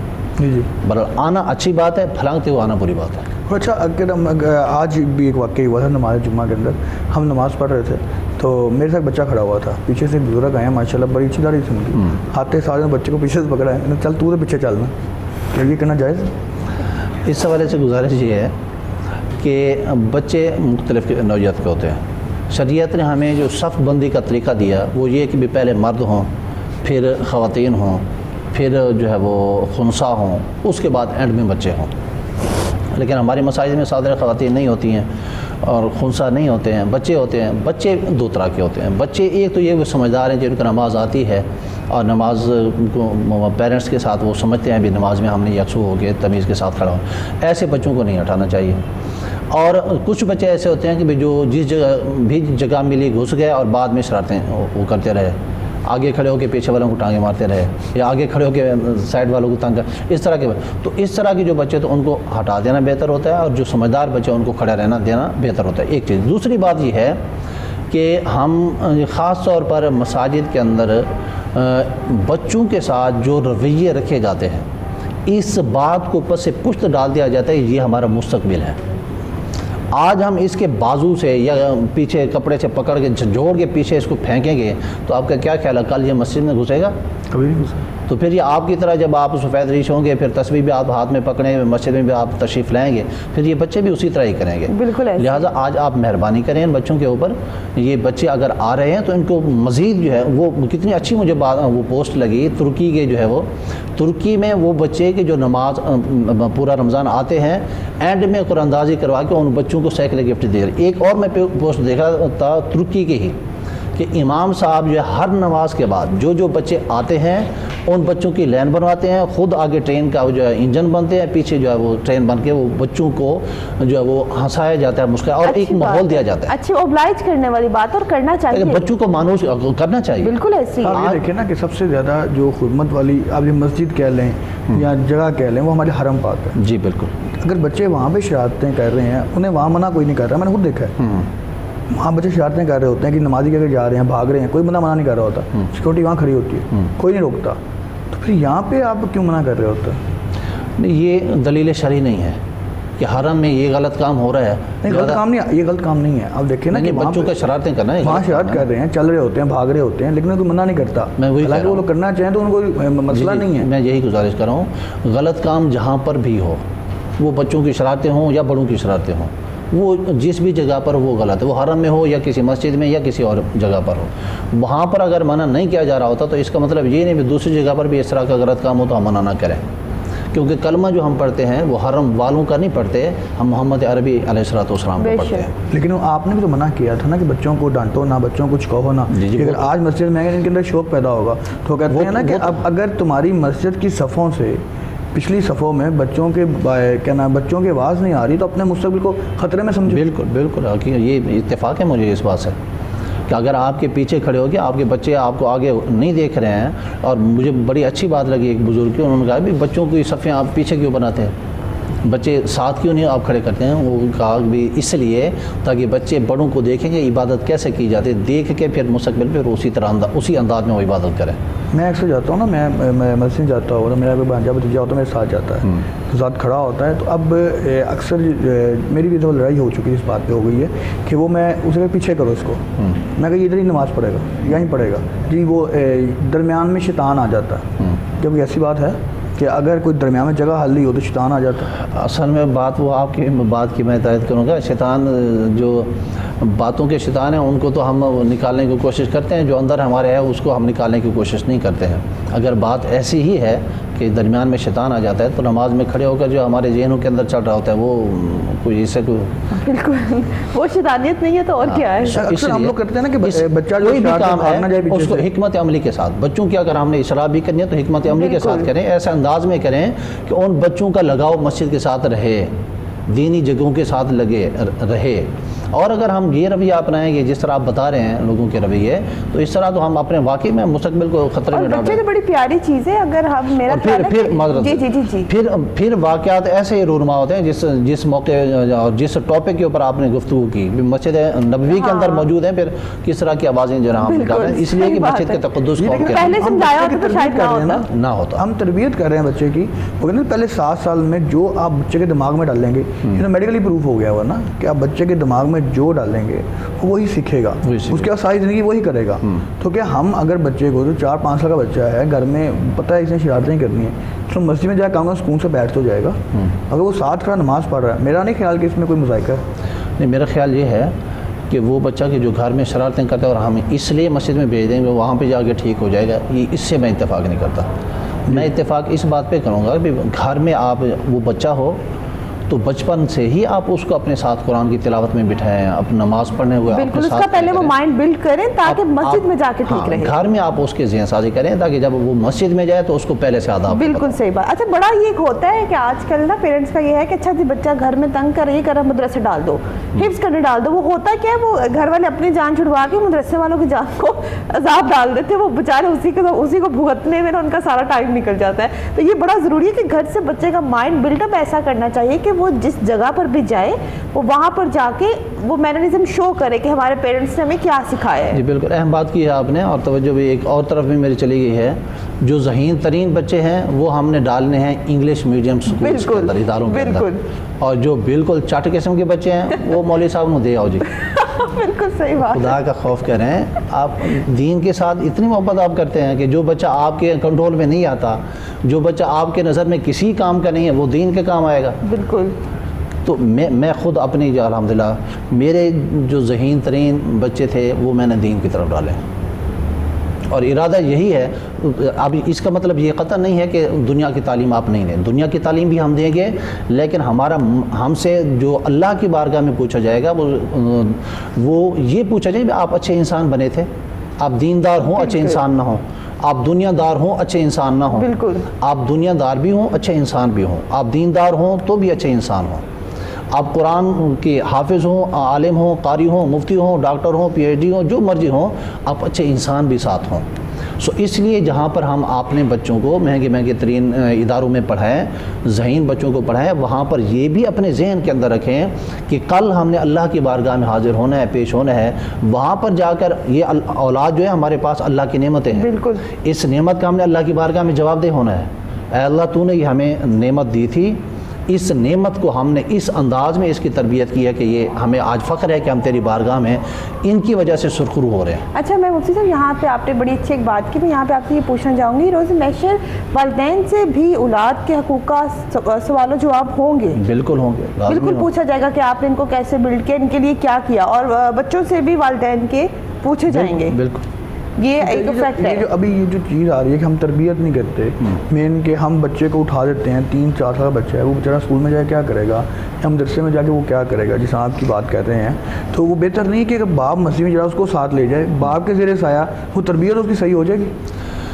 ہمارے پاس جتنے بھی پیرنٹس آتے ہیں نا, میں ان کو یہی تجویز دیتا ہوں. بچے کم عمر ہوتے ہیں اور ان بچوں کی تربیت کا موقع یہ ہوتا ہے بھی وہ ماں باپ اپنے سائے میں رکھ کر ان کی تربیت کرے, لیکن ایسا ہوتا نہیں ہے. میں لوگوں کو یہی جو ہے وہ جو دوست ہیں ملنے جلنے والے اور جو بچے ہمارے پاس لاتے ہیں, ہم ان کو یہی کہتے ہیں کہ بھائی یہ عمر بچے کی ایسی ہے کہ اس کو آپ اپنے پاس رکھیں, ہمارے پاس پڑھنے کے لیے بھیجیں, پڑھ کے بچہ دوبارہ آپ کے پاس آئے.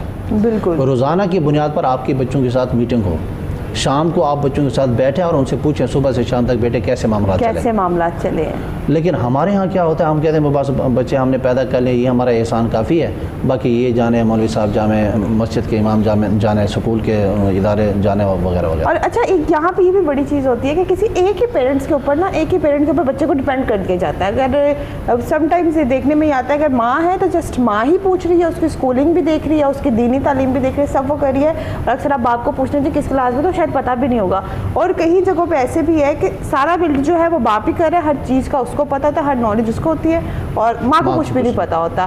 تو آپ کو نہیں لگتا کہ اگر یہ دونوں ہی بچے کو براٹ اپ گھر سے مائنڈ بلڈ اپ کریں مل کر, اور اگر آپ نے یہ بڑی اچھی بات کی کہ بچے کو پوچھنا چاہیے کہ آپ نے صبح سے لے کر شام تک کیا کیا, پھر یہی ہوتا ہے کہ وہ بچے بتاتے نہیں ہیں, پھر آگے جا کے وہ چیزیں غلط شکلوں میں اختیار ہو جاتی ہیں. بالکل ایسے ہی ہے, بالکل ایسا ہی ہے. اور اس حوالے سے مزید میں جو بات کروں گا وہ یہ ہے کہ ایک تو بات یہ ہے کہ باپ جو ہے وہ تربیت کر رہا ہوتا ہے, بعض اوقات ماں بہت اچھی تربیت کر رہی ہوتی ہے. بالکل. یہاں پر جو مین پوائنٹ ہے وہ یہ ہے کہ باپ کے اندر جو اچھی باتیں ہیں اور وہ بچوں کو سکھا رہا ہے تو ماں دیکھے اور اس پر امپلیمنٹ کروائے. بالکل. اسی طرح ماں کے اندر جو اچھی عادتیں ہیں وہ بچوں کو کہہ رہی ہے تو باپ کے اوپر لازم ہے کہ وہ خود بھی ان باتوں کو لے اور بچوں کو عمل کروائے. بالکل ایسے ہی ہے. یہاں پہ مسائل پیدا تب ہوتے ہیں کہ جب ماں کے اندر اچھی بات ہوتی ہے اور بچوں کی تربیت وہ کر رہی ہوتی ہے, باپ اس کو فوراً سٹاپ کر دیتا ہے. یا اسی طرح باپ کے اندر کوئی اچھی بات ہوتی ہے, بچوں کی تربیت وہ کر رہا ہوتا ہے اور اسی دوران ماں آ کے سٹاپ کروا دیتی ہے. تو یہاں پر یہ بات سمجھنے والی ہے دونوں ماں کے لیے بھی باپ کے لیے بھی کہ وہ جس کے اندر جو اچھی باتیں ہیں وہ بے شک علیحدہ بیٹھ کے بچوں کے لیے سوچیں بھی میں یہ کرنے والا ہوں, آپ نے یہ کرنا ہے. بالکل. تو جب ایسا ہوتا ہے تو پھر بچوں کی تربیت بھی اچھی ہوتی ہے اور مستقبل میں پھر ان کے قابل فخر اولادیں بنتی ہیں. بالکل صحیح بات. اور وہ اولادیں کہ جو میں نے پہلے بات کی بھی روزانہ کی بنیاد پر بیٹھ کر بچوں کے ساتھ میٹنگ کی جائے, ان کے ساتھ ٹائم گزارا جائے. جو بچے ماں باپ کے ساتھ بیٹھ کر شام کو سارا معاملہ ڈسکس کرتے ہیں وہ ہمیشہ کامیاب رہتے ہیں. اور جو بچے ماں باپ کے ساتھ شام کو بیٹھتے تو ہیں لیکن باتیں شیئر نہیں کرتے ہیں وہ مستقبل میں نقصان اٹھاتے ہیں. بالکل بالکل ٹھیک. مفتی صاحب نے بالکل بڑی اچھی بات بتائی اور یہ واقعی قابل غور بات ہے ڈاکٹر میں, جہاں تک میں سمجھتی بڑا ضروری ہے اس بات کے اوپر ہمیں غور و فکر کرنا. تو یہاں پہ ناظرین وقت ہوا ہے ہماری بریک کا, جو کہ بریک ہماری ہے افطار کے بعد کی, جس پر ڈاکٹر میں روزہ کھول کے سکون سے واپس آتے ہیں. تو تب تک کے لیے آپ دیکھ رہے کہ پروگرام مدائے رمضان. لیکن بریک پہ جانے سے پہلے میں ان دونوں بہنوں سے ریکویسٹ کروں گی ان میں سے جو بھی ہمیں کوئی بھی کلام سنانا چاہیں تو وہ پروگرام میں ہمیں کلام یا نعت سنائیں. یہ ہماری اپنی ذاتی نعت ہے, جیسے کہ پہلے نایاب زارا نے پڑھی, ماشاءاللہ سے جیتی ہے یہ اس کمپٹیشن میں. تو یہ پاکستان ٹیلی ویژن یہیں سے لاہور مرکز سے ہم لوگوں نے ریکارڈ کروائی ہیں. 3-4 نعتیں ہیں تو ان میں سے ایک نعت میں پیش کر رہی ہوں. گناہ گارا نو ہے تیرا سہارا یا رسول اللہ, گناہ گارا نو ہے تیرا سہارا یا رسول اللہ, تیرے بازو نہیں ہونا گزارا یا رسول اللہ, یا رسول اللہ, یا رسول اللہ, یا رسول اللہ, یا رسول اللہ, یا رسول اللہ, یا رسول اللہ, یا رسول اللہ, یا رسول اللہ. گناہ گارا نو ہے تیرا سہارا یا رسول اللہ, تیرے باجو نہیں ہونا گزارا یا رسول اللہ, یا رسول اللہ, یا رسول اللہ, یا رسول اللہ, یا رسول اللہ, یا رسول اللہ, یا رسول اللہ, یا رسول اللہ, یا رسول اللہ. تیرے باجو کیڑا وڈدا خزانے, میرے مولا دے تیرے باجو کیڑا وڈدا خزانے,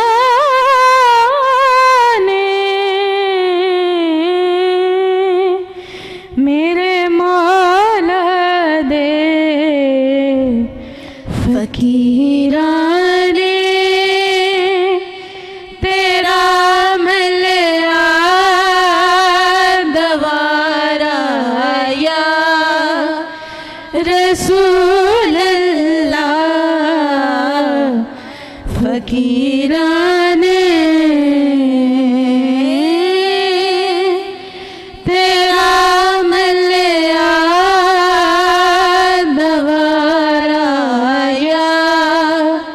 رسول اللہ یا رسول اللہ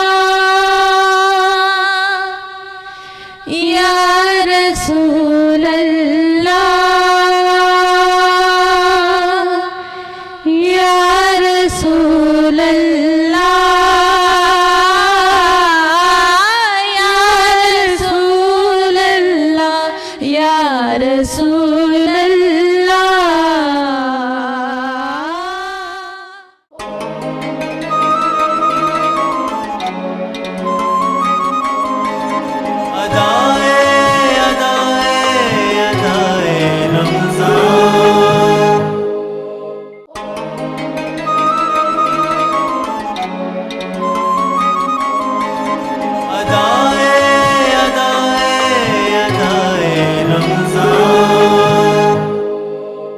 वेलकम बैक नाज़रीन, हम आ गए हैं ब्रेक से वापस. और आज जब हम जैसे आपको पता है कि चला गया हमारा 27वां रोज़ा भी चला गया और अगले रोज़े की अगली सैरी का वक्त अब कुछ ही देर में हो जाएगा और रोज़े बड़ी जल्दी बस निकली जा रहे हैं. 1-2 दिन रह गए हमारे पास, तो बातें बहुत ज़्यादा होती हैं, वक्त बहुत कम होता है और बहुत ही चीज़ें हमें डिस्कस भी करनी होती हैं. तो ब्रेक पर जाने से पहले जैसे आप जानते हैं हमारे साथ मुफ्ती साहब थे, हमने उनसे काफ़ी ज़्यादा चीज़ें पूछी, सीखी और उनसे काफ़ी चीज़ों के बारे में जाना भी. लेकिन अभी ब्रेक के बाद हमें बड़े जिन लोगों ने ज्वाइन किया है, पहले मैं आपको सबका तारुफ करवा दूँ. हमारे साथ यंगस्टर मौजूद हैं, स्टूडेंट हैं, ज़ुनैरा सलीम. अस्सलाम वालेकुम. हाँ जी, दिखाएं, मेरा दुआ मैं ही तारुफ़ करवा दूँ, आपसे तारुफ़ होना नहीं है. जी, हमारे साथ एक यंगस्टर मौजूद हैं, ज़ुनैरा सलीम जी. अस्सलाम वालेकुम, क्या हाल चाल है? ठीक ठाक हैं, तबीयत ठीक है? उनके साथ ही एक नात खान बैठे हुए हैं, हाफिज़ मोहम्मद दानिश साहब जी. दानिश साहब क्या हाल है? ठीक हैं, तबीयत ठीक है? और उसके साथ ही मोहम्मद शारिक बैठे हैं, नात खान हैं जी. अस्सलाम वालेकुम, क्या हाल चाल है? ठीक ठाक है, तबीयत ठीक है? जी ज़ुनैरा, अच्छा मुझे थोड़ा ये बताएं कि जिस तरह आजकल के जो मामला चल रहे हैं उनके अंदर बच्चे जो डिप्रेस होते हैं, हर यंगस्टर जो होते हैं, आप हैं, हम तो बूढ़े होने वाले हैं, तो आपकी बात करते हैं, तो यंगस्टर ज़्यादा डिप्रेस क्यों होते हैं? क्या प्रॉब्लम क्या है? हालांकि इतनी रिस्पॉन्सिबिलिटीज़ उन पर नहीं होती, उनको हर तरह की फैसिलिटीज़ दी जाती हैं, उसके बाद वो डिप्रेस होते हैं, इसकी क्या वजह है? एक्चुअली में उनकी डिप्रेशन होने की ये वजह होती है, आजकल सोशल मीडिया बहुत ज़्यादा इन है. जो स्टूडेंट्स हैं, जितने भी यंगस्टर्स हैं, बहुत ज़्यादा टेक्नोलॉजी यूज़ करते हैं. ठीक है, इतनी टेक्नोलॉजी इन हो गई हुई है कि स्टूडेंट्स वीडियोस देखते हैं, डिफरेंट गेम्स खेलते हैं और भी बहुत सी सोशल ऐप्स हैं वो यूज़ करते हैं, जिसकी वजह से ये फ्रस्ट्रेशन बहुत ज़्यादा, डिप्रेशन बहुत ज़्यादा बढ़ जाता है. और इसकी वजह यह है कि स्टूडेंट जो है अपनी स्टडी से दूर होता जा रहा है. स्टडी से दूरी की वजह से ना वो अपना फोकस जो है, वो अपना फ्यूचर फोकस बरकरार नहीं रखता, जिसकी वजह से बहुत से मसाइल पेश आ रहे हैं पेरेंट्स को भी, और स्टूडेंट्स के बहुत ज़्यादा फेलियर्स हैं, बहुत ज़्यादा कॉजेज़ हैं, और इसकी वजह से ना स्टूडेंट्स को बहुत ज़्यादा मसाइल हैं. और कॉलेजेस में आप देख रहे हैं रिज़ल्ट भी कितना क्या नाम लेते हैं हम, लो जाता है. कोविड की वजह से बच्चों ने बहुत सर्वाइव किया, लेकिन अल्लाह का शुक्र है दोबारा एजुकेशन सिस्टम जो है वो अपनी रूटीन पे आ रहे हैं. ठीक है, अब स्टूडेंट्स को भी चाहिए कि वो मेहनत करें और अपनी स्टडी को बरकरार रखें. बात तो स्टडी की है, लेकिन जो मेन प्रॉब्लम आती है कि बच्चे अक्सर डिप्रेस हो जाते हैं, लेकिन इतनी बड़ी बात तो नहीं है. स्टडी के ऊपर आके आपका डिप्रेस होना बनता नहीं है, कोई बेसिक चीज़ है ना, आपने काम करना ही करना है, तो उस पर डिप्रेशन की क्या वजह? आपको कोई डिप्रेशन है स्टडी के हवाले से? नहीं, अल्हम्दुलिल्लाह I am free from study. आपको कोई डिप्रेशन नहीं है, आप बिल्कुल ईजी हैं. Easy. कोई और डिप्रेशन वगैरह? अच्छा, मैं डिप्रेशन की देखिए मैं आपको बताती हूँ. ना होना भी डिप्रेशन, ना स्टडी ना होना भी डिप्रेशन है. अच्छा, मैं जहाँ तक मैं समझती हूँ आजकल बच्चों में डिप्रेशन की वजह एक्चुअल पता है क्या है? मुझे ये लगता है कि जो पेरेंट्स का जो फोर्स करना है ना उनको, जी आपने यही रखना है, इवन के बच्चे का दैट्स द पॉइंट ना, या आई नो, तो यही बच्चे का मेन इशू यहीं से मुझे लगता है क्रिएट होता है, यहाँ से बिल्टअप होने लगता है बच्चे के माइंड के अंदर कि मैंने तो ये करना ही नहीं था, मुझे तो ये पढ़ना नहीं था. वो ऐसी फोर्स में स्टार्ट हो चुकी होती है तब तक कि फिर बच्चा जब वो पढ़ना शुरू करता है तो वो डिप्रेशन में चला जाता है. जैसे मुझे याद है कि जब मुझे पढ़ना तो था, ज़ाहिर बात है, ना पढ़ते तो घर से निकाले जाते, लेकिन अब मुझे जब अकाउंटिंग थी तो मुझे बड़ी मुश्किल लगती थी. میں اس کی وجہ سے مجھے لگتا تھا کہ شاید میں پریشان ہو رہی ہوں. ایون کیا ہوتا تھا, میں اپنے لیکچر میں روتی رہتی تھی. پھر میرے سر نے مجھے بلایا, انہوں نے کہا اگر آپ کو یہ ایزی لگ رہا ہے تو ٹھیک ہے, نہیں لگ رہا تو نہ کرو. میں کہا نہیں لگ رہا تو نہیں کرتے. میں نے اپنی مما سے بات کی, اور میرے گھر میں ایک ہمیشہ اچھی بات رہی ہے کہ کبھی بھی فورس نہیں کیا گیا کہ نہیں آپ نے یہی کرنا ہے. آپ کی پرابلم پتہ ہے یہاں پہ کیا آ جاتی ہے آج کل کے بچوں کی, خیر آپ کی تو نہیں ہوگی, اب تو آپ اس عمر سے گزر چکے ہیں. ڈاکٹر بھائی میں آپ سے کئی سال چھوٹی, پلیز مجھے اپنے ساتھ کنسیڈر کرنا, آپ چھوڑ دیں, اب آپ بات کریں. نہیں آپ میری بزرگ ہیں, کیونکہ آپ کو کمرہ درد ہوئی کمر درد ہے یار, مانتی ہوں. تو بات کیا ہے کہ بچوں کی جو خواہشات ہیں نا وہ زیادہ ہو چکی ہیں. جیسے محترمہ نے کہا کہ ہم میڈیا ہم دیکھتے ہیں, دیکھیں پیرنٹس جو ہوتے ہیں وہ کبھی اپنی اولاد کے حق میں غلط فیصلہ نہیں کرتے. یہ چیز پہلے آپ یہ سمجھ لیں. اچھا اس کے بعد ہوتا ہے جو معاشرہ ہوتا ہے نا, جو سوسائٹی ہوتی ہے وہ آپ کو ڈسٹرب کرتی ہے, وہ آپ کو بغاوت میں مجبور کرتی ہے. ٹھیک ہے, آپ کا پہلو ہے, آپ یہ نہیں کرنا چاہتے, آپ بیٹھ کے بات کر سکتے ہیں, ہر بات کا ڈسکشن سے حل نکل آتا ہے. آپ امپاسبل کہہ دیں کہ امپاسبل ہے, بات نہیں ہو سکتی, اس کا رستہ نکل آتا ہے. لیکن آپ فضول میں اس چیز کو اپنا ہیوی کر لیں گے, اس سے اگر پرابلم ہوگی. اچھا یہ آپ کہہ رہے ہیں نا, اگر میں زنیرہ اس بات کو شاید سمجھتی ہو کہ یہ بات آپ کی ہے کہ ڈسکشن کرنے سے نکل آتا, لیکن سم ٹائم پیرنٹس بھی ایسے ہوتے ہیں کہ ان کا ایک فورس ہوتا ہے کہ نہیں, اگر ہم نے کہہ دیا ہے آپ نے یہ بننا ہے تو آپ نے یہی بننا ہے, اس سے آگے پیچھے آپ نہیں ہو سکتے. جب کسی کے اوپر ایک اسٹیمپ لگ جائے نا کہ نہیں یہی ہے, تو وہاں پہ آ کے آپ کے ڈپریشن کا سلسلہ شروع ہو جاتا ہے. جیسے ابھی ریسنٹ وہ لڑکے نے خودکشی کی ہے, تو کوئی تو ریزن اس میں بنا ہوگا نا کہ اس نے خودکشی کر لی ہے. تو ہمارا جو سوسائٹی ہے نا, سوسائٹی جو بیسیکلی ہے, آپ ہماری ایجوکیشن دیکھیں, اس وقت ہم برڈن ڈال دیتے ہیں بچے پہ کہ یہ آپ نے کام کرنا ہے, یہ کر کے آئیں گے. اگر آپ اس میں سے پیرنٹس کی بات کریں تو خالی پیرنٹس انوالو نہیں ہیں, پھر آپ بات کریں ہول سوسائٹی کی, سوسائٹی تک انوالو ہے اس میں. اگر آپ اس لیول تک پہنچ گیا بچہ, کیوں پہنچا, اس کی وجہ کیا ہے؟ بالکل ایسی ہے. سنیرا اگر مجھے یہ بتائیں, اگر ہم یہ بات کریں سوسائڈ کی ہے یہ وہ, تو آپ جیسے آپ کی سائیکی کیا کہتی ہے کہ جہاں پہ بچہ اس لیول تک آ جائے کہ وہ سوسائڈ ہی کر لے, یا اس کا اچھا بعض کا جو میں نے سنا ہے یا ایک دفعہ دیکھا بھی ہے کہ میں نے کچھ ایسے ٹیچرز ہیں ان کو کہتے دیکھا ہے کہ جاؤ کوریڈور سے جا کے چھلانگ لگا دو, تم سے یہ کام نہیں ہو سکتا. کئی ایسے ٹیچر بھی فورس کر دیتے صرف بچے کو انر ڈاؤن کرنے کے لیے. تو آپ کا جو, کیونکہ آپ ینگسٹر ہیں, آپ کی اسٹڈی ابھی یونیورسٹی میں چل رہی ہے, تو آپ جو چیزیں دیکھ رہی ہیں, آپ کو وہ سب دیکھ کے آپ کیا انالائز کرتی ہیں؟ ایکچولی میں جب ایک اسٹوڈنٹ ہوتا ہے ایک 9th 10th لیول تک, جو اسکول ہوتا ہے وہ اس کی مینٹیلٹی کو, اچھے اسکولس جو ہوتے ہیں اس کی مینٹیلٹی کو جج کر لیتے ہیں کہ یہ بچہ کس فیلڈ میں جانا چاہتا ہے. بالکل. اور وہ پیرنٹس کو انفارم کر دیتے ہیں کہ آپ کا بچہ اس فیلڈ میں جانا چاہتا ہے, یا اس کا مائنڈ اس لیول تک ہے کہ نہیں ہے, انٹرسٹ رکھتا ہے کہ نہیں ہے. اگر اس کے باوجود پیرنٹس فورس کریں اس کو, تو ڈیفینیٹلی وہ ڈپریشن میں تو جائے گا. اگر اس کے باوجود وہ اس فیلڈ میں چلا گیا, لائک FSC انجینئرنگ ہو گئی, ٹھیک ہے, اور بھی ڈفرینٹ پروگرامز ہیں, اگر وہ انجینئرنگ فیلڈ میں چلا گیا, پیرنٹس کی وجہ سے وہ اسٹڈی کر رہا ہے, ٹھیک ہے, لیکن وہ بار بار فیل ہوگا. بالکل.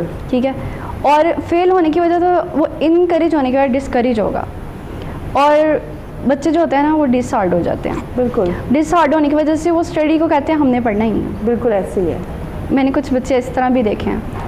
تو پیرنٹس پھر انفارچونیٹلی اس طرح کرتے ہیں کہ پھر ان کو جو ان کا انٹرسٹ ہوتا ہے, ان کے اتنے سال ضائع ہونے کے باوجود پھر اس کو وہاں پہ دوبارہ لے آتے ہیں, یعنی واپس آگے بڑھتے نہیں ہیں, وہ واپس وہیں کھڑے ہیں جہاں چلے ہوتے ہیں, بالکل آگے بڑھ نہیں سکتے. تو بات اس نے بالکل اچھی کی ہے کہ جو مطلب کہ آپ کی جو ہر بچہ ہوتا ہے نا, اگر آپ دیکھیں, شاید آپ نے بھی وہ ایک کمنٹ پڑھے ہوں گے, ایک وہ پوسٹ بنی تھی جس میں بتاتے ہیں کہ ہم لوگوں اور ہم میں اور یہودیوں میں کیا فرق ہے. ہم لوگ کرتے ہیں, ہمارے یہاں بچہ چھوٹا پیدا ہوتا ہے نا, تو ہم اس کو چپس پہ, بوتلوں پہ, ان چیزوں پہ لگا دیتے ہیں, ہم اس کو خراب کر رہے ہوتے ہیں. یعنی کہ ہم اپنے ہی بچوں کے دشمن ہیں. وہ لوگ ہیں, وہ لوگ بچہ پیدا ہوتا ہے تب سے اسے کیئر کرتے ہوئے دیکھنا شروع کرتے ہیں 10th کلاس تک. اب مجھے یہ نہیں پتا وہاں پہ O لیول ہے یا A لیول ہے, یا ہمارے طرف یہاں کہتے ہیں 10th کلاس ہے, میٹرک میں, میٹرک تک وہ لوگ یہ جج کر لیتے ہیں کہ بچے نے آگے جا کے کیا کرنا ہے یا کیا بننا ہے. یہاں پہ آپ بتائیں, بچے کو FSC تک نہیں پتا ہوتا کہ میں نے آگے جا کرنا کیا ہے. بالکل.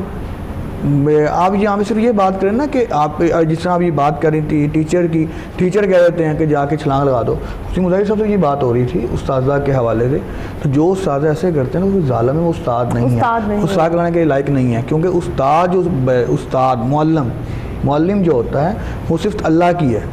قرآن پاک میں اللہ نے بتایا تھا نا، اسی میں نے ریفرنس دیا تھا علّمَ آدم الاسماء، کہ سب سے پہلے اللہ نے آدم کو نام سکھائے تھے۔ بالکل، تو آپ اللہ کی ایک صفت ہے، آپ وہ کر رہے ہیں، اس کو دیکھ رہے ہیں نا کہ اللہ پہ سب سے پہلے استاد جو تھا یا معلم جو تھا وہ اللہ تھا۔ اگر آپ اس کی باتوں کرتے ہوئے کسی کو کہتے جاؤ جا کے چھلانگ لگا دو، تو وہ پھر ٹیچر نہیں ہے، وہ ظالم ہے۔ ہماری تو باتیں چلتی رہیں گی بہت زیادہ، کیوں نہ دانش صاحب سے نہ سنی جائے۔ بالکل بالکل جی دانش صاحب۔ کوئی نبی سے آ نہ سکے ہم، راحت ہی کچھ ایسی تھی، کوئی نبی سے آ نہ سکے ہم، راحت ہی کچھ ایسی تھی، کوئی نبی سے آ نہ سکے ہم، راحت ہی کچھ ایسی تھی، یاد رہی نا جنت ہم کو، جنت ہی کچھ ایسی تھی، یاد رہی نا جنت ہم کو، جنت ہی کچھ ایسی تھی، تاکتے رہے سب جیسے بھی دیکھ کے ان کے چہرے کو،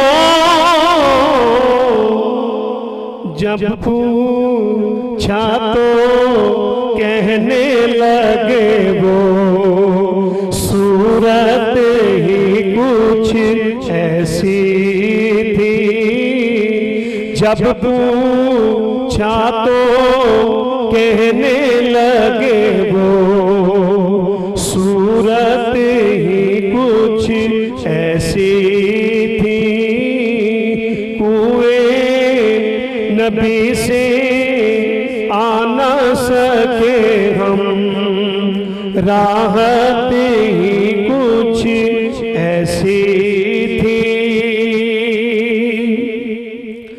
دنیا میں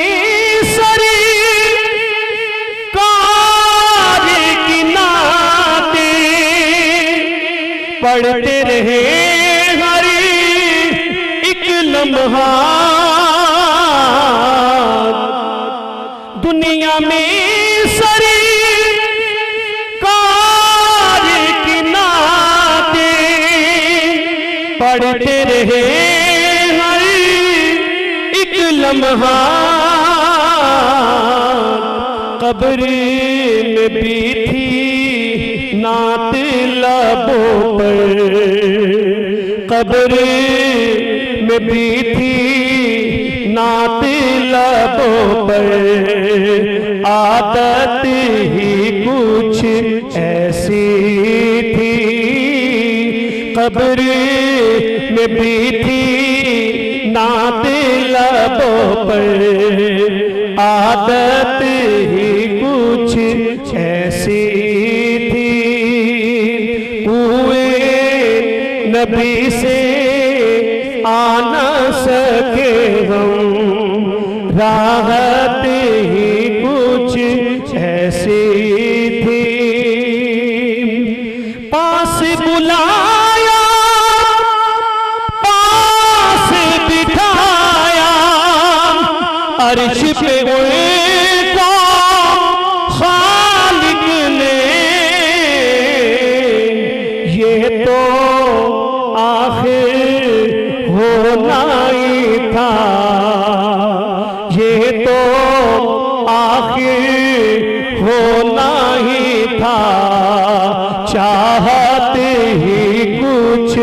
ایسی تھی، یہ تو آخر ہونا ہی تھا، چاہت ہی کچھ ایسی تھی۔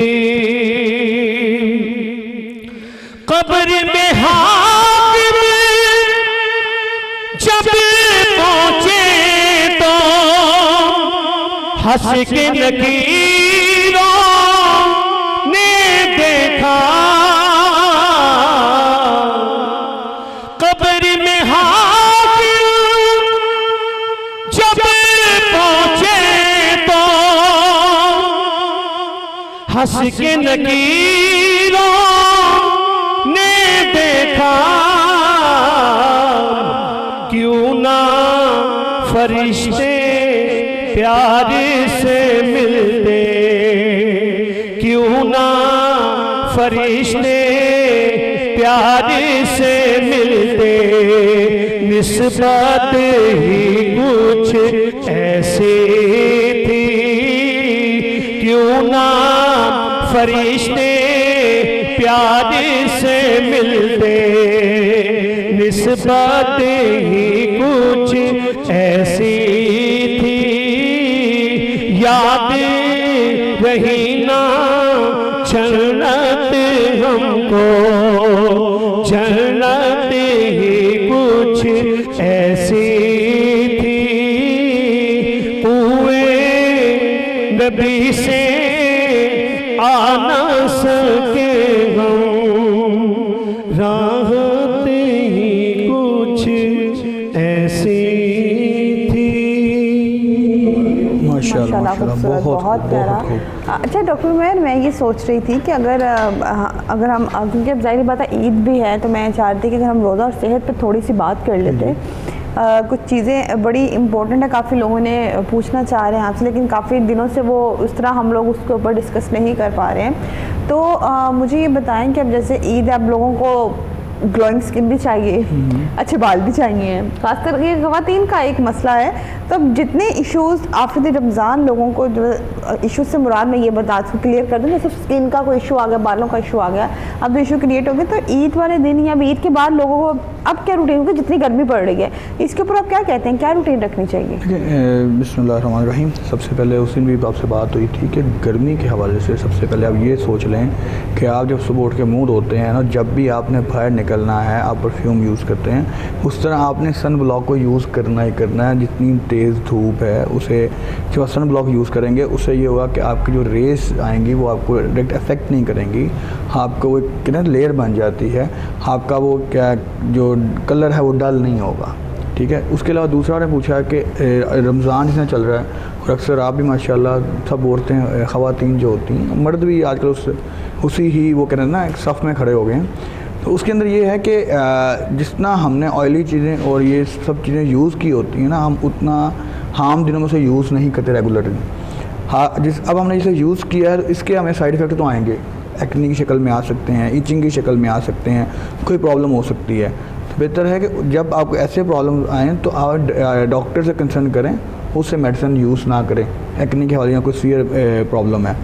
اگر آپ دوسرا کہتے ہیں کہ آپ کو صرف اریٹیشن ہو جاتی ہے، خارش ہوتی ہے، اس کے لیے آپ کوئی اینٹی ہسٹامین لے سکتے ہیں، آپ کوئی وہ کہتے ہیں خارش پر جس ریجکس وغیرہ ٹیبلیٹ ہے وہ یوز کر سکتے ہیں، اس میں کوئی ایشو نہیں ہے، وہ بہت ایزی چیز ہے۔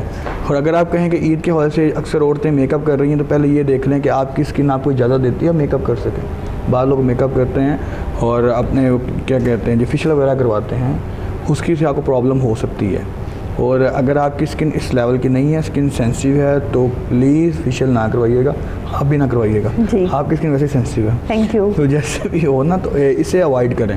بہتر یہ ہے گھر میں اگر اچھے طریقے سے آپ منہ ہاتھ دھو لیں اور نماز پڑھ لیں، میرا نہیں خیال ہے کہ آپ کو باقی چیزوں کی ضرورت اچھا نور آ جائے گا، جی اچھا نور آ جائے گا چہرے پہ۔ آپ آج بار یہ دیکھنا ہے کہ آپ کی اسکن اس طرح، جس طرح اب آپ کہتے ہیں نا کہ میرا جسم اجازت نہیں دیتا میں کام کر لوں، میں گھر سے باہر نہیں جا سکتا، مجھے تھکاوٹ ہو رہی ہے، پر یہ جج کر لیں کہ آپ کو کن چیزوں میں پرابلم ہے۔ کسی کو دیکھا دیکھی اپنا وہ حال نہیں کرنا۔ وہ پہلے بھی اس دن بات ہو رہی تھی تو مظاہر صاحب بیٹھے ہوئے تھے، تو میں نے ان کو یہ بتایا تھا کہ وہ کہاوت ہے نا کہ اب شریک کا نا منہ لال ہو گیا تو اپنا پیٹ کے لال نہیں کری تھا، تو اگلے کو دیکھا تھا کہ وہ کام نہیں کرنا کہ وہ فیشیل کروائی ہے تو میں جائے کرواؤں, بڑے وہ کروایا تو میں کرواؤں. بڑے مزے سے ڈاکٹر میر کو بڑا مزہ آتا ہے پنجابی مثالیں دینے کا نا, وہ مثالیں نکالتے. وہ پرانے وقت میں پھپھیاں نہیں رہتی ہوتی تھی, ڈاکٹر میر کے پاس ساری وہ مثالیں ہوتی ہیں بڑی. نہیں آپ کہاں پہ رہتے ہیں؟ پنجاب میں. جی جی کیا پنجابی پنجابی بالکل جی, پنجابی ہی بولیں گے ہم لوگ اور اس پہ ڈسکس کریں گے. لیکن خیر میں ایک سوال مزید اگر اب آپ سے کرنا چاہوں تو میرا خیال ہے کہ نہیں کروں گی, کیونکہ میں زنیرہ سے چاہتی ہوں کہ زنیرہ آپ اگر کوئی ایسا سوال پوچھنا چاہیں, آپ کو لگے کہ آج کل اب ظاہر بات ہے آپ ینگسٹر ہے, کالج یونیورسٹی میں جب بھی جاتی ہیں تو آپ اپنی اسکن کو کس طرح پریپ رکھتی ہیں, یا کوئی ایسی کوئی ٹیکنیک آپ پوچھنا چاہیں تو آپ کے پاس بیٹھے ہوئے ہیں. جب یہ بتا رہے تھے تو ڈیفینیٹلی میرے مائنڈ میں 2 کوسچنز آ رہے تھے. جی جی. وہ یہ ہے کہ آپ نے بولا کہ اس طرح یوز نہیں کرنی چاہیے, ٹھیک ہے, لیکن دیکھیں سمر سیزن سٹارٹ ہو گیا, ٹھیک ہے, اب ڈفرینٹ پروڈکٹس ہیں وہ یوز کرنی چاہیے کہ نہیں چاہیے کرنی پہلے چاہیے. آپ یہ دیکھیں آپ کو پرابلم کیا ہے, پہلے اپنی پرابلم تو دیکھ لیں. ہاں یہ مارکیٹ کے اندر بہت زیادہ چیزیں آ چکی ہیں نا. اب ہم لوگ کیا کرتے ہیں, میں اس کی ایک چھوٹی مثال دے دیتا ہوں کہ ہم سستے کے چکر میں اپنا بیڑا گرک مزید کر لیتے ہیں, اور اس کے بعد جو ہے ہم جب ڈاکٹر کے پاس جاتے ہیں تو ہم ڈاکٹر کو گالیاں دے رہے ہوتے ہیں کہ جتنی جلدی ہمیں ٹریٹ کرتے ہیں, ہمارا ٹریٹمنٹ اتنی جلدی ہو جائے, ہمیں اتنی جلدی فرق پڑ جائے. جتنا ٹائم آپ کو اپنا خراب کرنے میں لگا ہوتا ہے نا, اسے ڈبل ٹائم ہی آپ کو ٹھیک ہونے میں لگے گا. یہ پہلے چیز نوٹ کر لیں. اس کے اوپر صبر رکھنا پڑتا ہے جو کہ ہم لوگوں میں نہیں ہے.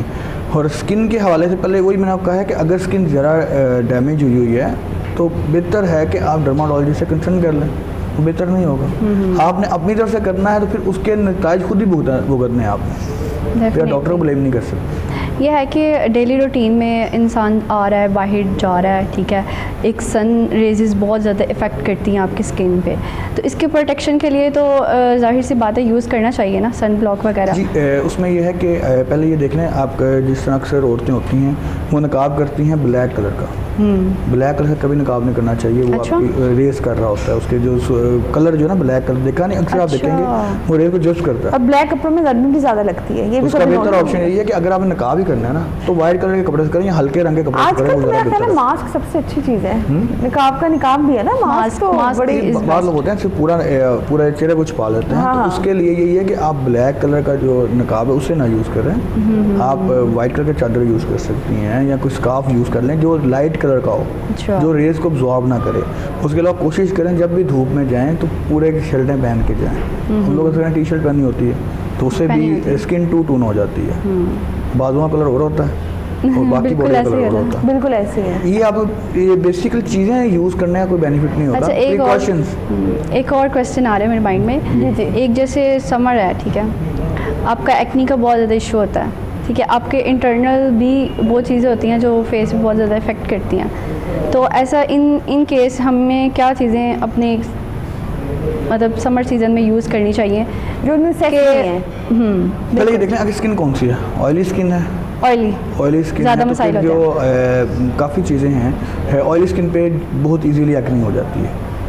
تو اس میں پھر ہمیں اوائڈ کرنا پڑتا ہے کہ آیا آپ روزمرہ روٹین میں کیا یوز کر رہے ہیں. آیا میک اپ تو یوز نہیں کر رہے ہیں آپ, ہاں باقی چیزیں یوز تو نہیں کر رہے ہیں. اب اکثر جگہ ہوتے ہیں جب بھی آپ فیشیل کروانے جاتے ہیں اس میں کیا ہوتا ہے کہ آپ کا وہ اسپنج ہی کہتے ہیں بالکل, وہ ایک کا پکڑے دوسرے پہ لگا دیتے ہیں. وہاں پہ عید پہ اکثر یہ ہوتا ہے, پارلرز میں چلے جائیں یا مین سلون میں چلے جائیں, اکثر یہ ہوتا ہے وہ ایک ہی چیز پہ دوسرے کو لگا دیتے ہیں, جمس لگ جائیں گے. اور یہ بھی میں نے دیکھا ہے فیشیل کر رہی ہوتی ہے اور وہ اسپنج ڈفرینٹ نہیں یوز کر رہی, وہ اس کو ہی واش کر کے اسی کا ڈفرینٹ وہی کہہ رہا ہوں نا کہ اس کا یوز آپ پہ کر دیتی ہیں. میں نے بعض بار یہاں پہ دیکھا ہوا ہے کہ وہ نہیں یوز کرتے ہیں, وہ وہی پکڑ لیتے ہیں, وہ دھوتے بھی نہیں ہیں, وہی یوز کر دیتے ہیں. تو اس میں پرابلم ہو جاتی ہے, اسٹیرلائز نہیں کرتے اسے پراپر طریقے سے. اور باقی جو آپ کہتے ہیں نا کہ میں ڈفرینٹ چیزیں یوز کر لوں, کوئی فائدہ نہیں ہے جب تک آپ پرسکرائب نہیں کروائیں گی, جا کے چیک نہیں کروائیں گی.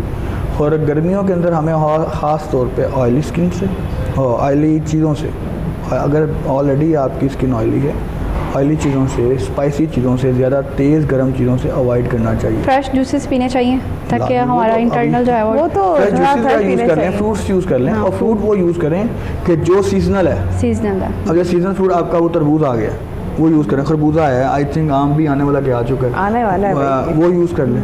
سیزنل فروٹ یوز کریں, نان سیزنل فروٹ نہ یوز کریں, اسے پرابلم ہوگی. یعنی آپ کہہ سکتے ہیں کنگ آف فروٹ آنے والا ہے, کنگ آف فروٹ آنے والا ہے. آپ کو تو بہت انتظار ہے اس کا.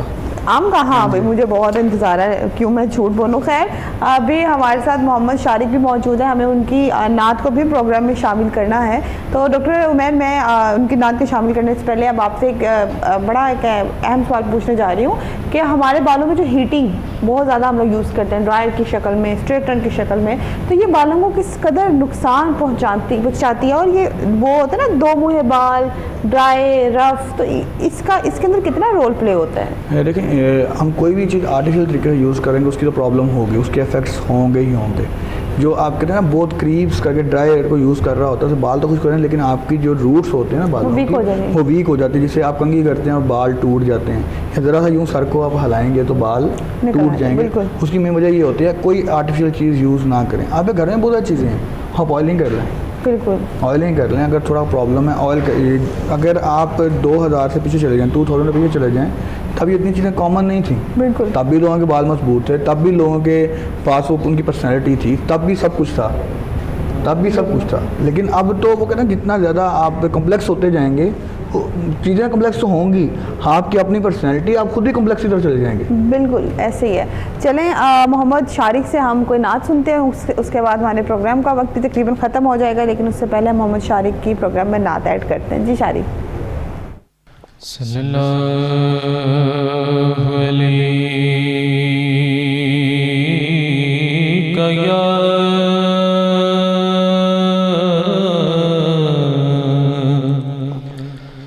یا رسول اللہ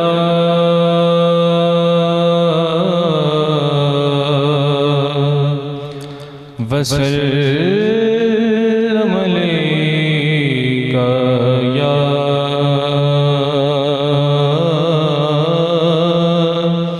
حبیب اللہ.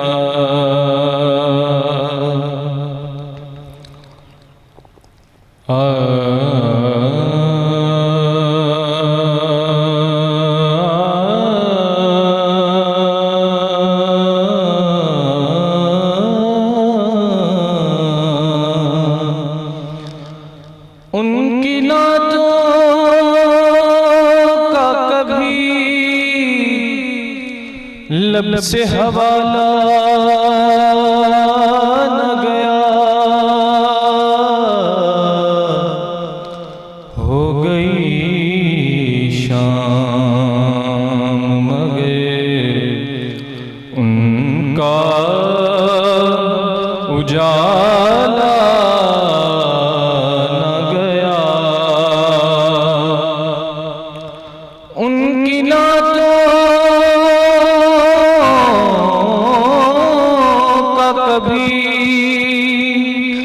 لب سے حوالہ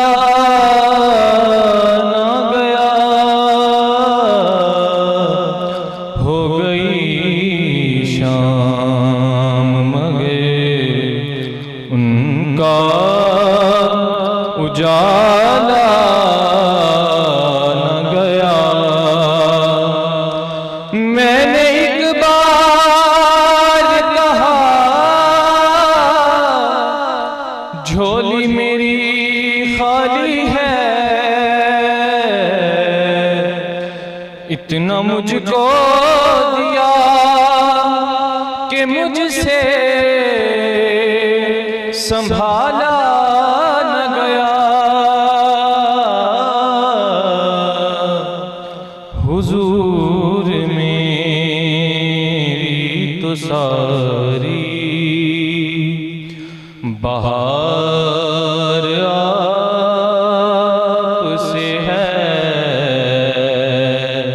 میں بے قرار تھا، میرا قرار آپ سے ہے. حضور میری تو ساری بہار آپ سے ہے.